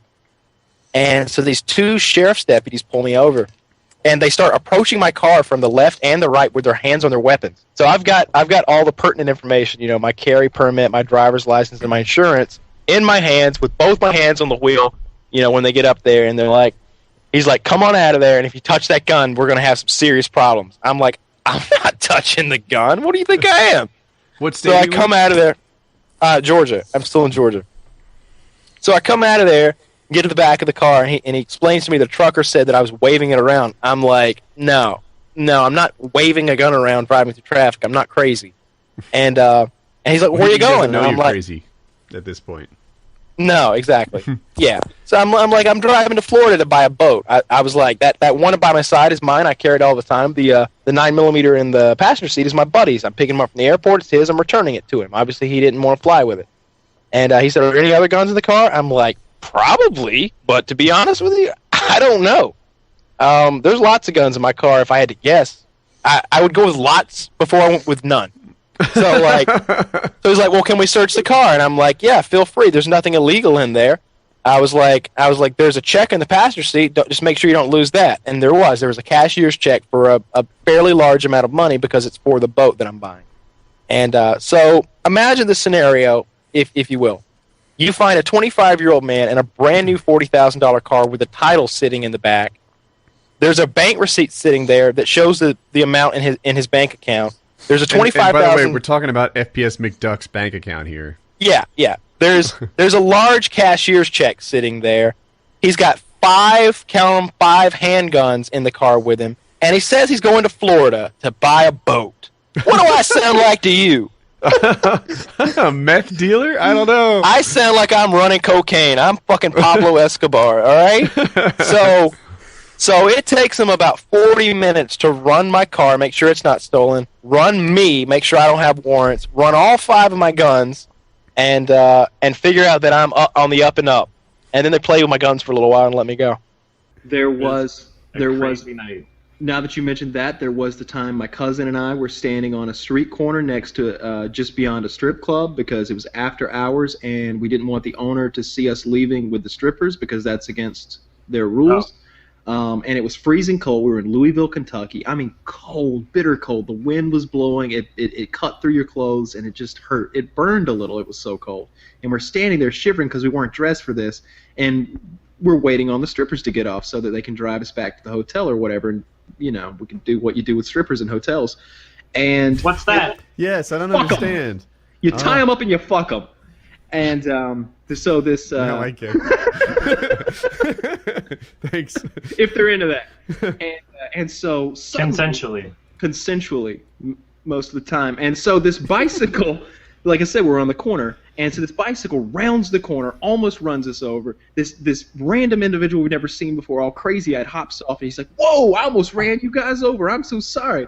And then I notice his bicycle doesn't have a goddamn seat, and so we start talking to this guy. Turns out he's homeless, just got out of jail, needs a couple dollars to get to the shelter. Another homeless man had begged me for some money a few minutes ago. I was like, "No, bro, I don't have any cash," because he wasn't deserving of the money. He told me the same thing. I just got out of jail. I'm sorry, I told the story slightly wrong. The first individual had just gotten out of jail. He wanted to get some money to go like rent a cot or something like that, and we told him no, because you just got out of jail. I don't know you. I don't know why you're in jail. Fuck off.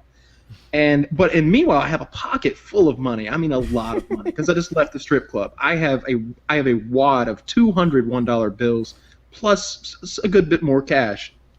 And so this new individual rounds the corner on his seatless bicycle, jumps off all crazy-eyed, starts apologizing, and then he starts telling us this story about how he had to give someone his social security card as collateral against this bicycle, and even that wasn't enough because they took the seat so they'd know he'd return it, so it would be worthless to him, and how he was trying to get across town to get something done and meet up with his friends, and how he was supposed to be in the X Games, but he wasn't able to he wasn't able to do it. He was an incredible BMX rider or something. He had all these skills, and how he had ran into some white guys earlier. This was a black guy, and how they had spat on him, and you could tell it really hurt his feelings that they had spat on him. He was like, they called me a nigger. They spat on me. It was terrible. He's like, I hate Kentucky. I'm like, we're not from Kentucky, man. We're from Georgia, and that didn't seem to convince him. Right.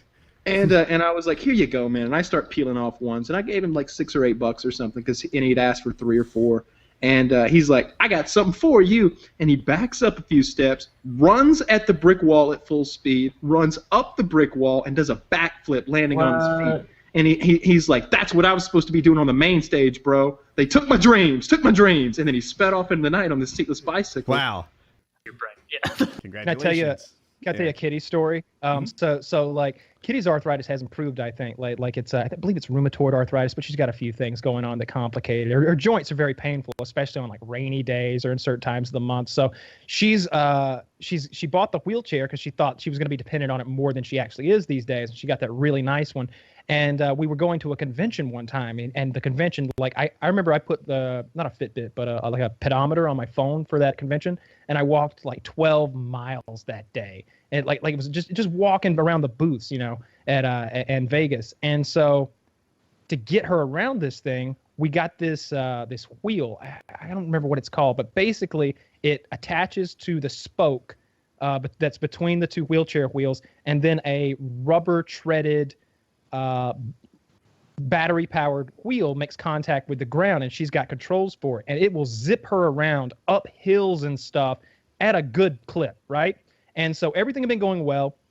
At first they sent her a prototype because this thing's $5,000 just for the wheel, and the prototype caught fire in a mall or something like that, started shooting sparks out. Not hers, the one hers. Oh, hers did. And so got a new one. The battery for this thing, it's a lipo battery, whatever they are, but it's still 20 inches long, 6 inches wide, and 1.5 inches thick. It's a big fucking battery. So you're a little scared of that thing, but you need that power. Going into the convention center, we're going into this gigantic hall room, and she's zipping along right next to me on the carpet, and then all of a sudden I hear, woo! And she takes off, and I'm like, Kitty, and I start running behind her, and because she's out of fucking control, she barrels into this big table full of guns and shit, overturns, and she's just out on the floor, and I'm just like, oh shit, not unconscious, but she's falling out of the chair, and the chair is toppled over, the wheel is still going to town, and me and another guy, oh shit, let's get her together. We were all taken aback at first by this because it was you don't understand what's powering it. If you've never seen one, you're how does that even happen? It's got a mind of its own, and we're all trying to turn the wheel off. It was pretty fucking funny. I'm sure it was a bit embarrassing for her, but I'll never forget that. When we're walking, horrifying. We're walking as someone in the wheelchair. Yeah, she was just taken away. And she's just fumbling with the controls, oh shit, she's going 10 miles an hour, like a jogging pace. Okay, I guess this is kind of an I'm an asshole moment, but the truth is I am an asshole. I'll be the judge. So you don't need to ponder whether or not I am an asshole. Let's just begin with I'm an asshole and go from there. Okay, so I drive about 10 or 12 minutes to a restaurant, Zaxby's, to get some food for myself and Kitty. It's a very simple order. I'd like a number 1 combo with a Coke. I'd like a number 2 combo also with a Coke. And in addition, 1 order of onion rings, sir. And something for there. Kitty. Well, the onion rings are actually for Kitty. She really likes the onion rings. I don't love them so much. So he's like, huh, I can't hear you through the window and everything. He's having lots of problems with his headset or something. He just can't hear me, can't get the order. So he's just like, all right, pull around. And I'm already behind cars. So it's like, well, I'll just sit here and wait next to the speaker that apparently doesn't work. So that didn't make me mad at all. I didn't care a bit about that. Got to the window. Big fat cunt. Big fat motherfucker. This dude is huge. Big fat motherfucker. And he's real bad at his job. He's got an effeminate voice. He's like, I just don't know what I'm doing with this headset. And he's just like, he can't make my drinks. Like he can't. So like this really hot girl comes over. She starts making the drinks. I don't care about Fatso anymore. I'm more interested in the cute girl. I'm like, I'm going to have to come back here more often. This girl's really pretty. She gives me my drinks. Eventually, he gets my food to me. I leave. I get almost to the on-ramp of the interstate, and I'm like, let me slide my fast food into this. I have a heat bag that zips up that keeps the food warm because it's a 10-minute drive and it's Kitty's food. So let me slide my food into its heat bag and zip it up. Oh, shit. Only 2 plates of food. Should have been 3. Where are my onion rings? So I go back. Get back in the drive-through line. Not really mad at all. This shit happens. It's fast food. Get to the window. Get to the speaker. Hey, can I take your order? It's like, just here to pick up the onion rings that you left out. Okay, pull around. I really don't have much of a choice. So I sit there through the line again, 6 or 8 cars. Get to the window. No apology at all. No apology at all. He just kind of hands me these onion rings. Like you're annoying him. Yeah. Like you inconvenienced him. So I take the onion rings, go on my way. Didn't give me any straws for my drinks either time. Get to the exit of Zaxby's, about to pull into the highway, and I'm like, you know what? These feel a little light.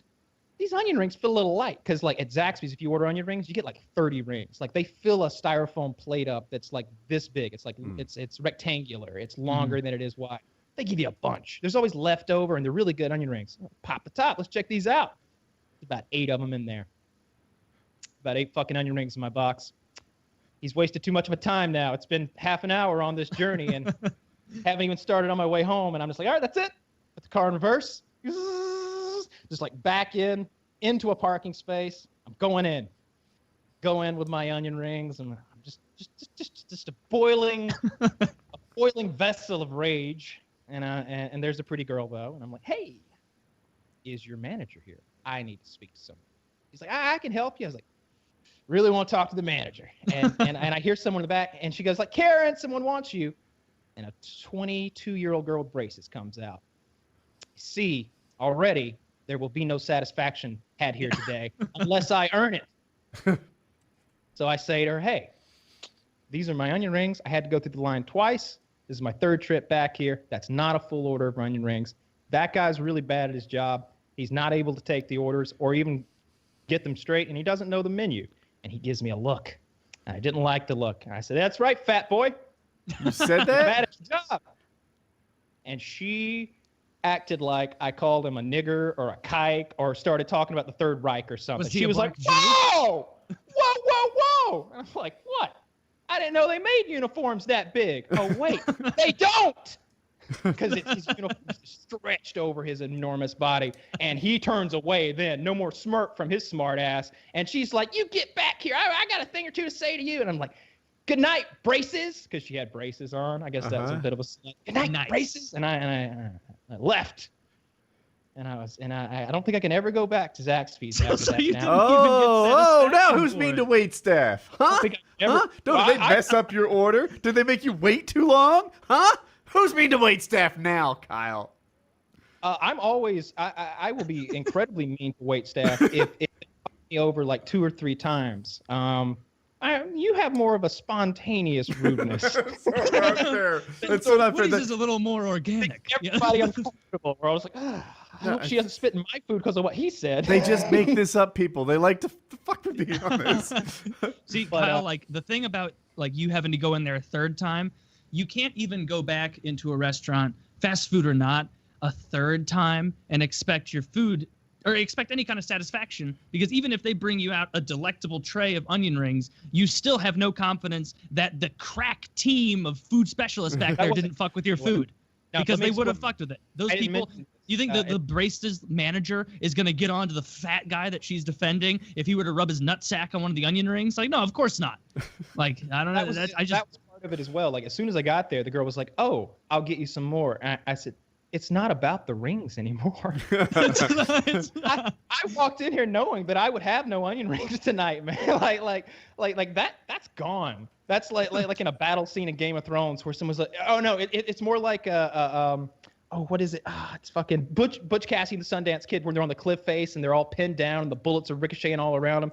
And he's like, we got to jump into the river off the cliff. It's like 200 feet down. And one of them's like, but I can't swim. He's like, you fool. The fall will probably kill us. Like, it was one of those moments. That I didn't care about the rings. There were no rings going to be produced. I needed satisfaction. Yeah, sometimes it's good just to complain. I feel a little bit bad for calling the guy fat, but he was a grown adult and he was very fat.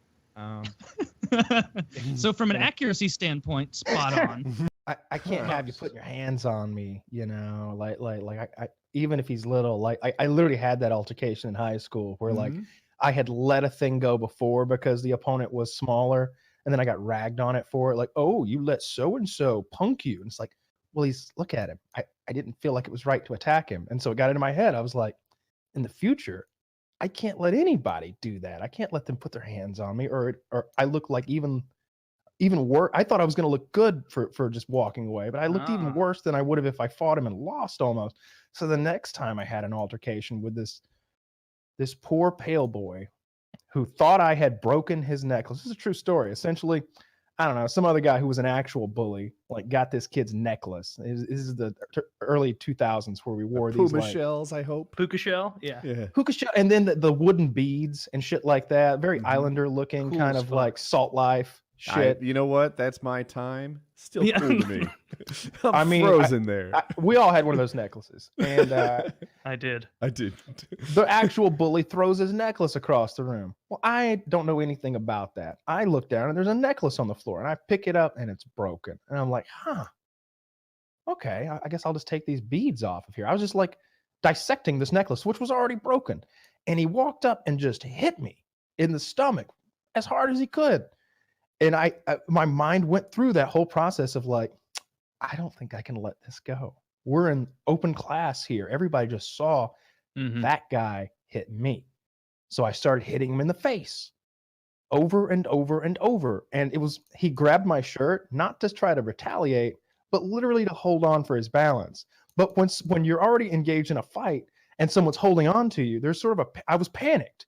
I was like, get him off me. I got to get him off me. And so I just kept punching him in the face. And by the time it was over, there was so much blood. I hit him maybe 6 times, like in the mouth, nose area, just straight and hard. And they had to bring How many the of kid those hits was he still with it for? Like 1, 2? After the first one, he was not with it. I hit him in the nose the first time. It's pretty much hard as fuck. So this is a world star hip hop style fight. He's on the ground and you decide he It needs didn't half stop dozen more. until the teacher screamed, Kyle!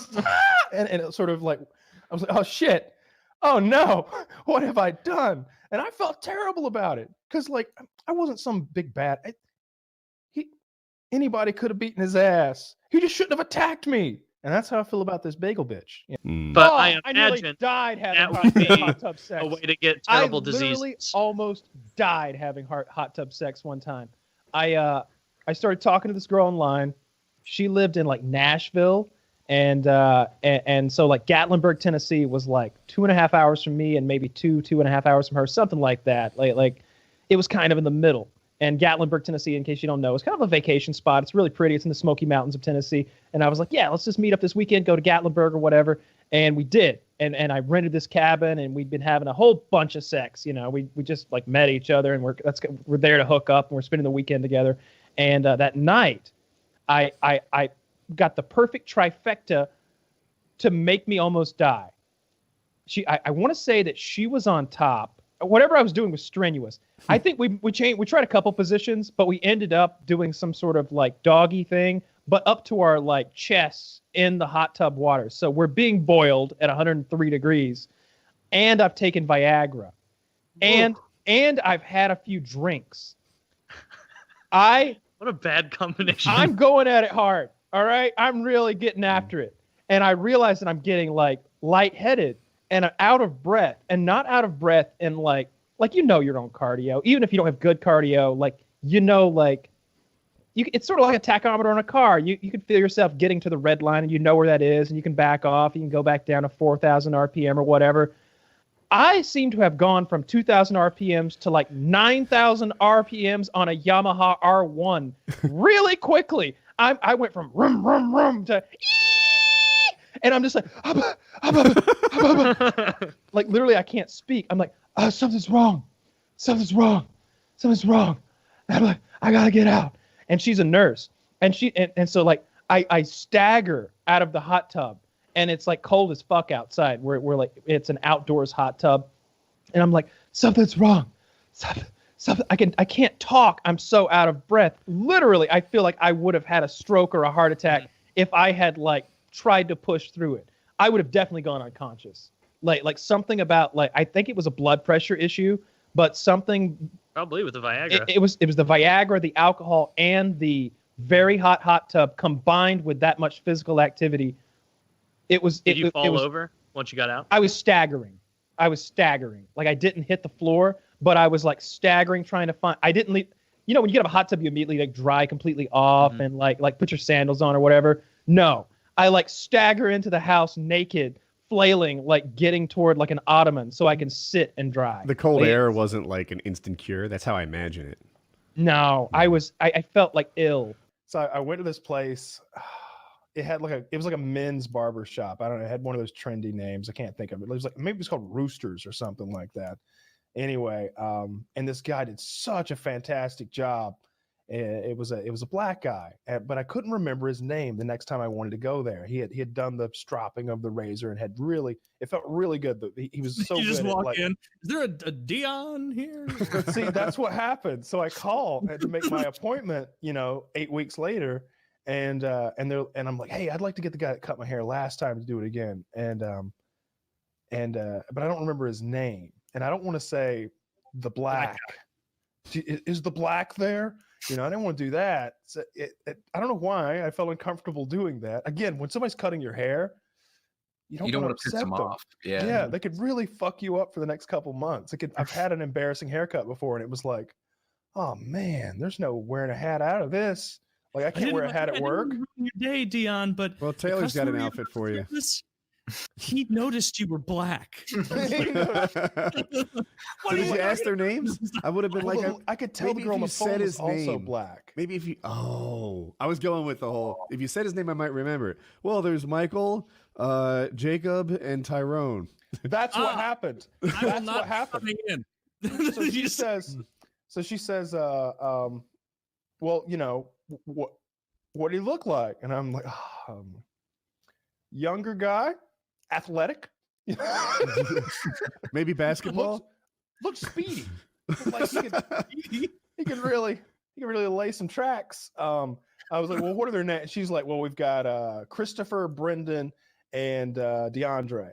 And I'm like, DeAndre. It was DeAndre. I remember now.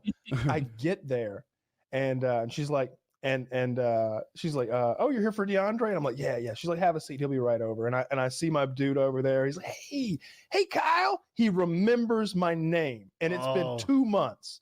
And I'm just like, man, I love this guy. And then this big fat black guy walks over and goes, yo, Kyle, let's go. And I'm just like, the fuck?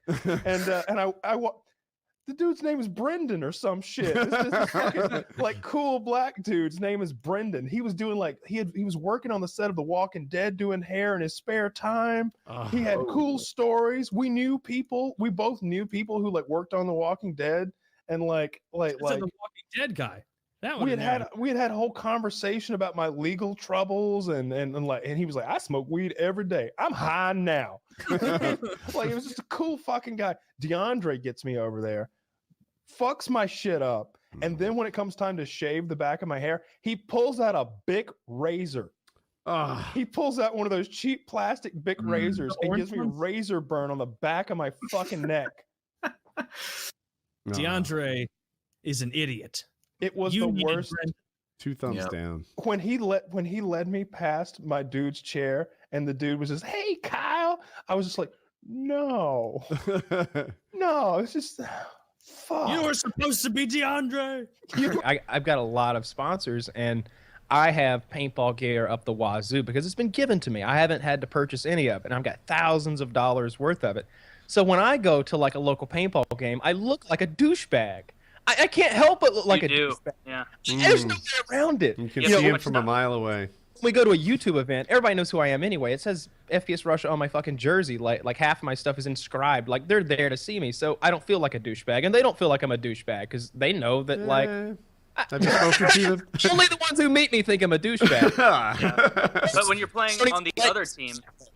So, getting back to the point at hand, I lost it. You have a lot of gear, and it makes you look like a douchebag. Yeah, we were in Atlanta playing, and my girlfriend's like, I could tell she was upset. I was like, what is it? What's the deal? She's like, a guy said something. I was like, what guy?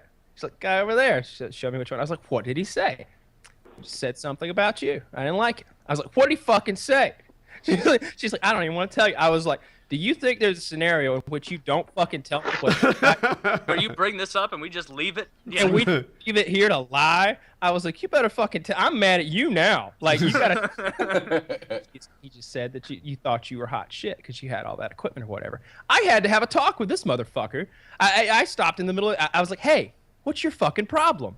And he's dumbfounded because he really hadn't said anything within earshot of me, but somebody had informed me of what he said. I was like, I heard what you said about me.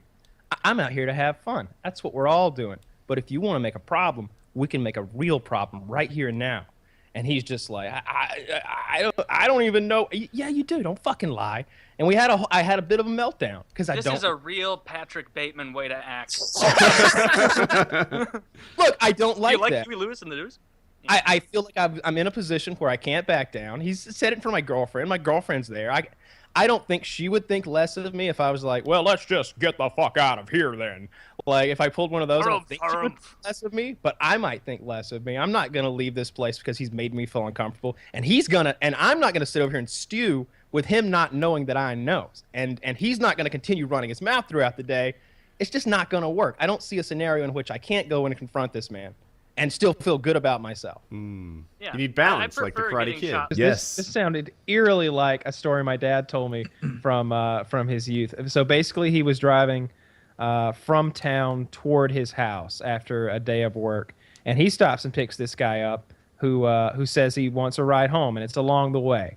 And Dad says, "Okay, I'll drop you off. That's on my way." And so they're driving down the road, and they've been going for a while. This guy's wasted in the passenger seat. And then he changes his mind. He says, no, I want to go back to town. And my dad's like, no, I don't have gasoline for that. I can't go back to town. You said we're going this way. We're going this way. He's like, no, you turn this fucking car around. Take me back to town. And so Dad was going pretty slow. They just had pulled out of a stop sign.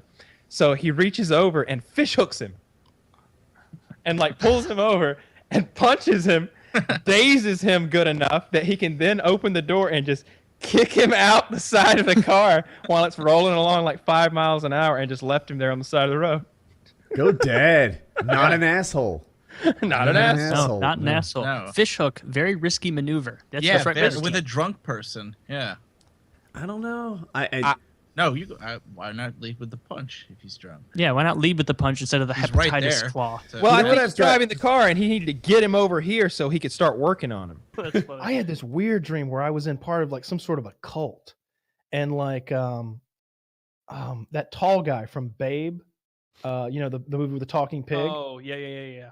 Cromwell, I think. Yeah. Okay. Walter Cromwell, maybe. Anyway. He's like James Cromwell. James Cromwell, thanks. Yeah. He's like in bed and I'm standing at the foot of the bed and he's like the cult leader. And I've done something that the cult doesn't like. I don't even know what it is, but they're judging me. I'm being judged. And he gets out of bed and he's like starts painting my head with like chicken blood or something like that. And I'm like, I think shit's about to go poorly. And I'm like, God told me in a vision that I had been judged and that we were cool now. I'm hoping that he'll be like, really? You saw the Lord in a vision? But no, he's not buying it at all because he's a cult leader. He doesn't believe in God. He believes in fucking underage girls. That's what cult leaders do. And he starts dragging me toward this wall where there's like manticles, like those metal cuffs with chains. Like they're about to chain me up and like kill me. And I see there's a shotgun in the corner. It's like an old timey double barrel with the hammers that pull back. And so I get that, and I'm just trying to threaten him, but some crazy lady is coming at me with a sickle. So I blast her, just give her one of the barrels. And then that made James Cromwell, I mean, he was already 6'6", but he must have grown to like 7'6" between me blasting the lady with the sickle and looking back toward him. And now he's like really coming at me. So I blast him too. And I run for the door. And this has upset a whole mess of cult members. You're out of barrels. I'm also out of barrels. I think it's funny that your dreams are realistic with ammunition. Either the gun doesn't work at all, or it works exactly like it's supposed to. It's one or the other. There are no magical guns. There's no magical guns. So I run toward the door, and there's an umbrella stand full of guns, and I'm like, well, thank you very much. I get one of those magic guns that doesn't work very well, though. And every time I cock the lever, sausages are coming out the top. Like little red wieners are popping out. And I'm like, well, maybe I'll shoot a wiener at them. And I close it, and it just gets all mushed up in the mechanism because it's a fucking wiener, not a bullet. And like, and I've really overplayed my wiener gun card. Like when I saw like 3 or 4 cult members coming, I was like, I'm here, boys. Quick. Oh shit. And then That's full of little smokies. There's little smokies everywhere. There's juice, and they both have real guns. They both immediately go to their trucks, and one of them comes out with like a submachine gun. And at this point, I'm resigned to my fate in the dream. And my thought process is, if I antagonize them enough, they'll kill me quickly. Because it seemed like torture was the punishment of the day just a few minutes ago with those manticles and such and the chicken. Well, you blood. just killed James Cromwell. Yes, leader. just took him out. And so I was like, well, do it then. I'm not afraid. And one of them like lights me up with a submachine gun, but I'm still alive, and it hurts. It hurts in the dream. It hurt real bad. Like it felt like getting shot in the back with a paintball gun or something. And I was like, you better reload. And I look, and the other guy, like this fat fucker, has like a gigantic light machine gun. And he starts shooting the lower half of my body only, and like to torture me. So I drop down and try to put my head into the spray of bullets, and I'm just getting massacred. But I'm just laying there and not dying. Like I know I should be dead, but it's a dream. So I'm just laying there like, I'll just pretend like I'm dead, and they'll leave me alone. And then I woke up, and I was terrified, and I was breathing real hard, and that was like 40 minutes before we kicked off the show. Let's talk about the time that you and Kyle wrestled outside the Denny's. Oh, there's been many times. There's been a few wrestling matches outside of many Denny's. That's I'm probably 0-5 at the Denny's in Illinois. No one remembers when Kyle and I wrestled outside of a Marriott. 0-1 outside the Marriott in Illinois. Undefeated outside of Illinois Marriott. Good times. That's my entire fighting record. Yeah, we always had a great time on those trips. It was a blast. I want to tell the story about that involved marijuana and an Applebee's, but I'm trying to like tell it without upsetting anyone. Let's forego that one. Let me tell that story in a way that doesn't. Out of an apple at an I was Applebee's. a driver, maybe. Was this a paintball event? Yeah, I'm going to tell that story in a way that doesn't incriminate anyone. Okay. Except for myself and White Boy, who wouldn't care. Yeah, so like I found this. We were at paintball, and Woody and I were walking around, and I think I told Woody, I was like, I'd like to find some weed, and I was like, I don't know how to get it though. You know, I've never been here before, and we see this paintball referee, long hair, like down to his shoulders, big mustache. That guy was awesome. And I walk up to him like, hey man, I don't want to offend you, but you look like the kind of guy who'd know where some weed is. And he goes, hell yeah, brother. All right then. So like it wasn't long before like a 1/4 ounce of White Rhino was produced at the hotel. And so me and White Boy are in the back of the van, and Gassy Mexican is driving that thing. And me and White Boy are in the back, and I'm breaking the weed up on a copy of Modern Warfare 2. And as I break it up in little piles, White Boy's rolling up these J's like a fucking expert, just like origami back there. Dude, rolling these so I bitches wasn't up. in this car. I was driving. That was a van, I think. I was driving a smaller car, and like the legend of White Boys rolling made it to me. They're like, oh my god, All the windows were down. It's blowing everywhere. He's rolling. He doesn't lose a seed, like whatever you wouldn't want to lose. Well, you don't want to smoke seeds. Like you wouldn't want. He lost the seeds, but nothing else. Look, I'm not okay. Thank you, Kyle. Yeah. He only let the seeds blow, but apparently he was like a savant at rolling these things. He might have done it a time or two before, and so every time he rolls one up, he passes it to me, and then I light it, I spark it up, and I take a hit to get it going, and then I pass it forward, and because it's just he and I in the very back seat. There's like 4 rows of this van. I don't even know. It's one of those big ass vans. Yeah. Nobody can see how much I'm smoking. So I feel like I can take a couple extra hits before I pass it forward. You know, we've got plenty. For all they know, anyway. he rolled 1-inch buds or whatever. Yeah, I'm not passing forward. It's just a roach. They're like, man, white boy rolls them small, but okay, I'll take it. It's free. So I'm every time he rolls one, I'm going, and then I pass it forward. And so he's rolled like 3 or something like that. And the van's full of people, and the driver's not smoking, just to be clear. And but we're passing them forward, and I am getting rapidly way more high than I've ever been. And I hadn't eaten since like lunchtime, and it's dark. And I essentially blacked out. That's only ever happened to me one other time, but I essentially blacked out and forgot where I was. And I remember this. At the same time, this is fun. It's such a stupid coincidence, but at the same time, Gassy Mexican, the driver, went the wrong way. He got lost, so he had to pull into a residence so that he could like do a J turn and like so he's literally pulling up into the driveway of a home outside of Chicago so that he can leave their driveway and head back toward where the Applebee's restaurant is. Well, I come to right about there while we're pulling up to a house in the dark, and I'm like, where are we? where are we going right now? Whose house is, where are we going? In my head, I've been kidnapped, and they are taking me to an abandoned house that I've never been before, and I don't know who all these people in this van are. But White Boy was like, no, it's cool. We're going to Applebee's and we got a little lost. It's me and you, and look, there's Taylor up there, and Gassy's driving, and everybody else is in the car behind us. We're going to Applebee's to get some appetizers. And I'm like, all right. Anytime.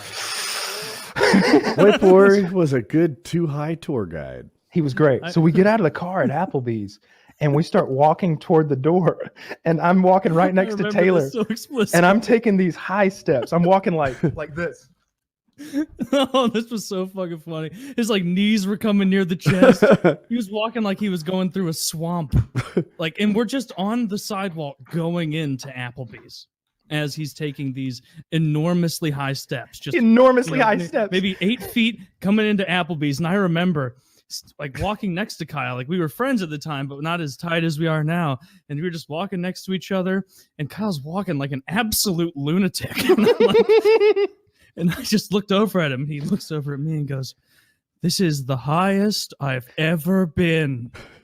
And just we continued our way in, and we got in there. And Kitty, we were all at this giant ass table in Applebee's. Kitty, and we're all sitting there. And Kitty, being astute, quickly realizes ordering it one by one is not an option for this table right now. It'll take forever. Like, Kyle can't decide. Lots of people can't decide on what they want. And so Kitty just goes, "Just 2 of every appetizer." And the waiter's like, "What?" It's like for you or for... "No, for the table. Just 2 of every appetizer for the table." And that's what we did. And I think after that, she ordered one more round of every appetizer. And we worked on it pretty good. That was suctioned up like through a shop vac immediately. All of those poppers, those jalapeno poppers, all those fucking mozzarella skins, sticks all and onion rings, the chicken wings, the bloomin' onion or whatever their version of it is. The waitress says, "What would you like to drink?" And I said, 2 Mountain Dews. And she says, "What do you mean?" And I was like, "I want 2 glasses of Mountain Dew." She's like, "I'll bring you a large." And I'm like, "Well, you're gonna see." Because I'm so thirsty. And she comes back and she gives me this Mountain Dew, and she hands me my Mountain Dew, and she starts distributing everyone else's drinks. And right about the time she finishes handing everybody else their Dr. Peppers and shit, I go, Refill. I have just sucked the whole fucking 20-ounce Mountain Dew down instantly because I had such dry mouth from smoking all that goddamn weed. I was just, I wanted two, and so after that, she brought me fucking two, and I was double fisting those bitches. And I don't know. I remember being in that van as we were driving on the way there, being like, this is how successful YouTubers behave. Impressionable young Taylor. YouTubers. Yeah. I gotta Pretty get much. by and go to Applebee's. Yeah, I won't tell the other part of the story, but someday maybe we will, because some other shit happened that was fucking hilarious. Very funny. Yeah. I don't even know if I know this. I was in the other car.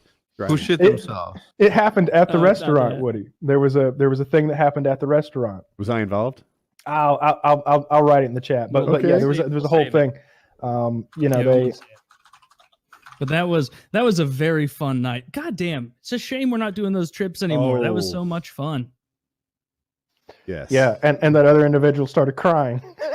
I don't remember actual I saw tears. I remember it a little We're not differently. saying his name. We can say it. I genuinely remember, Taylor, but he I'll cried, tell you, didn't he was Taylor? upset. Yeah.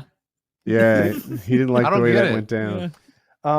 Oh, you have to go. Do you not have our chat open? No, I do. I see it. I just don't get it. Somebody else tweeted from somebody's account. Oh, and, no. It There wasn't was a a- tweet that he would like out there. There was a flippity floop, and that's the way it went.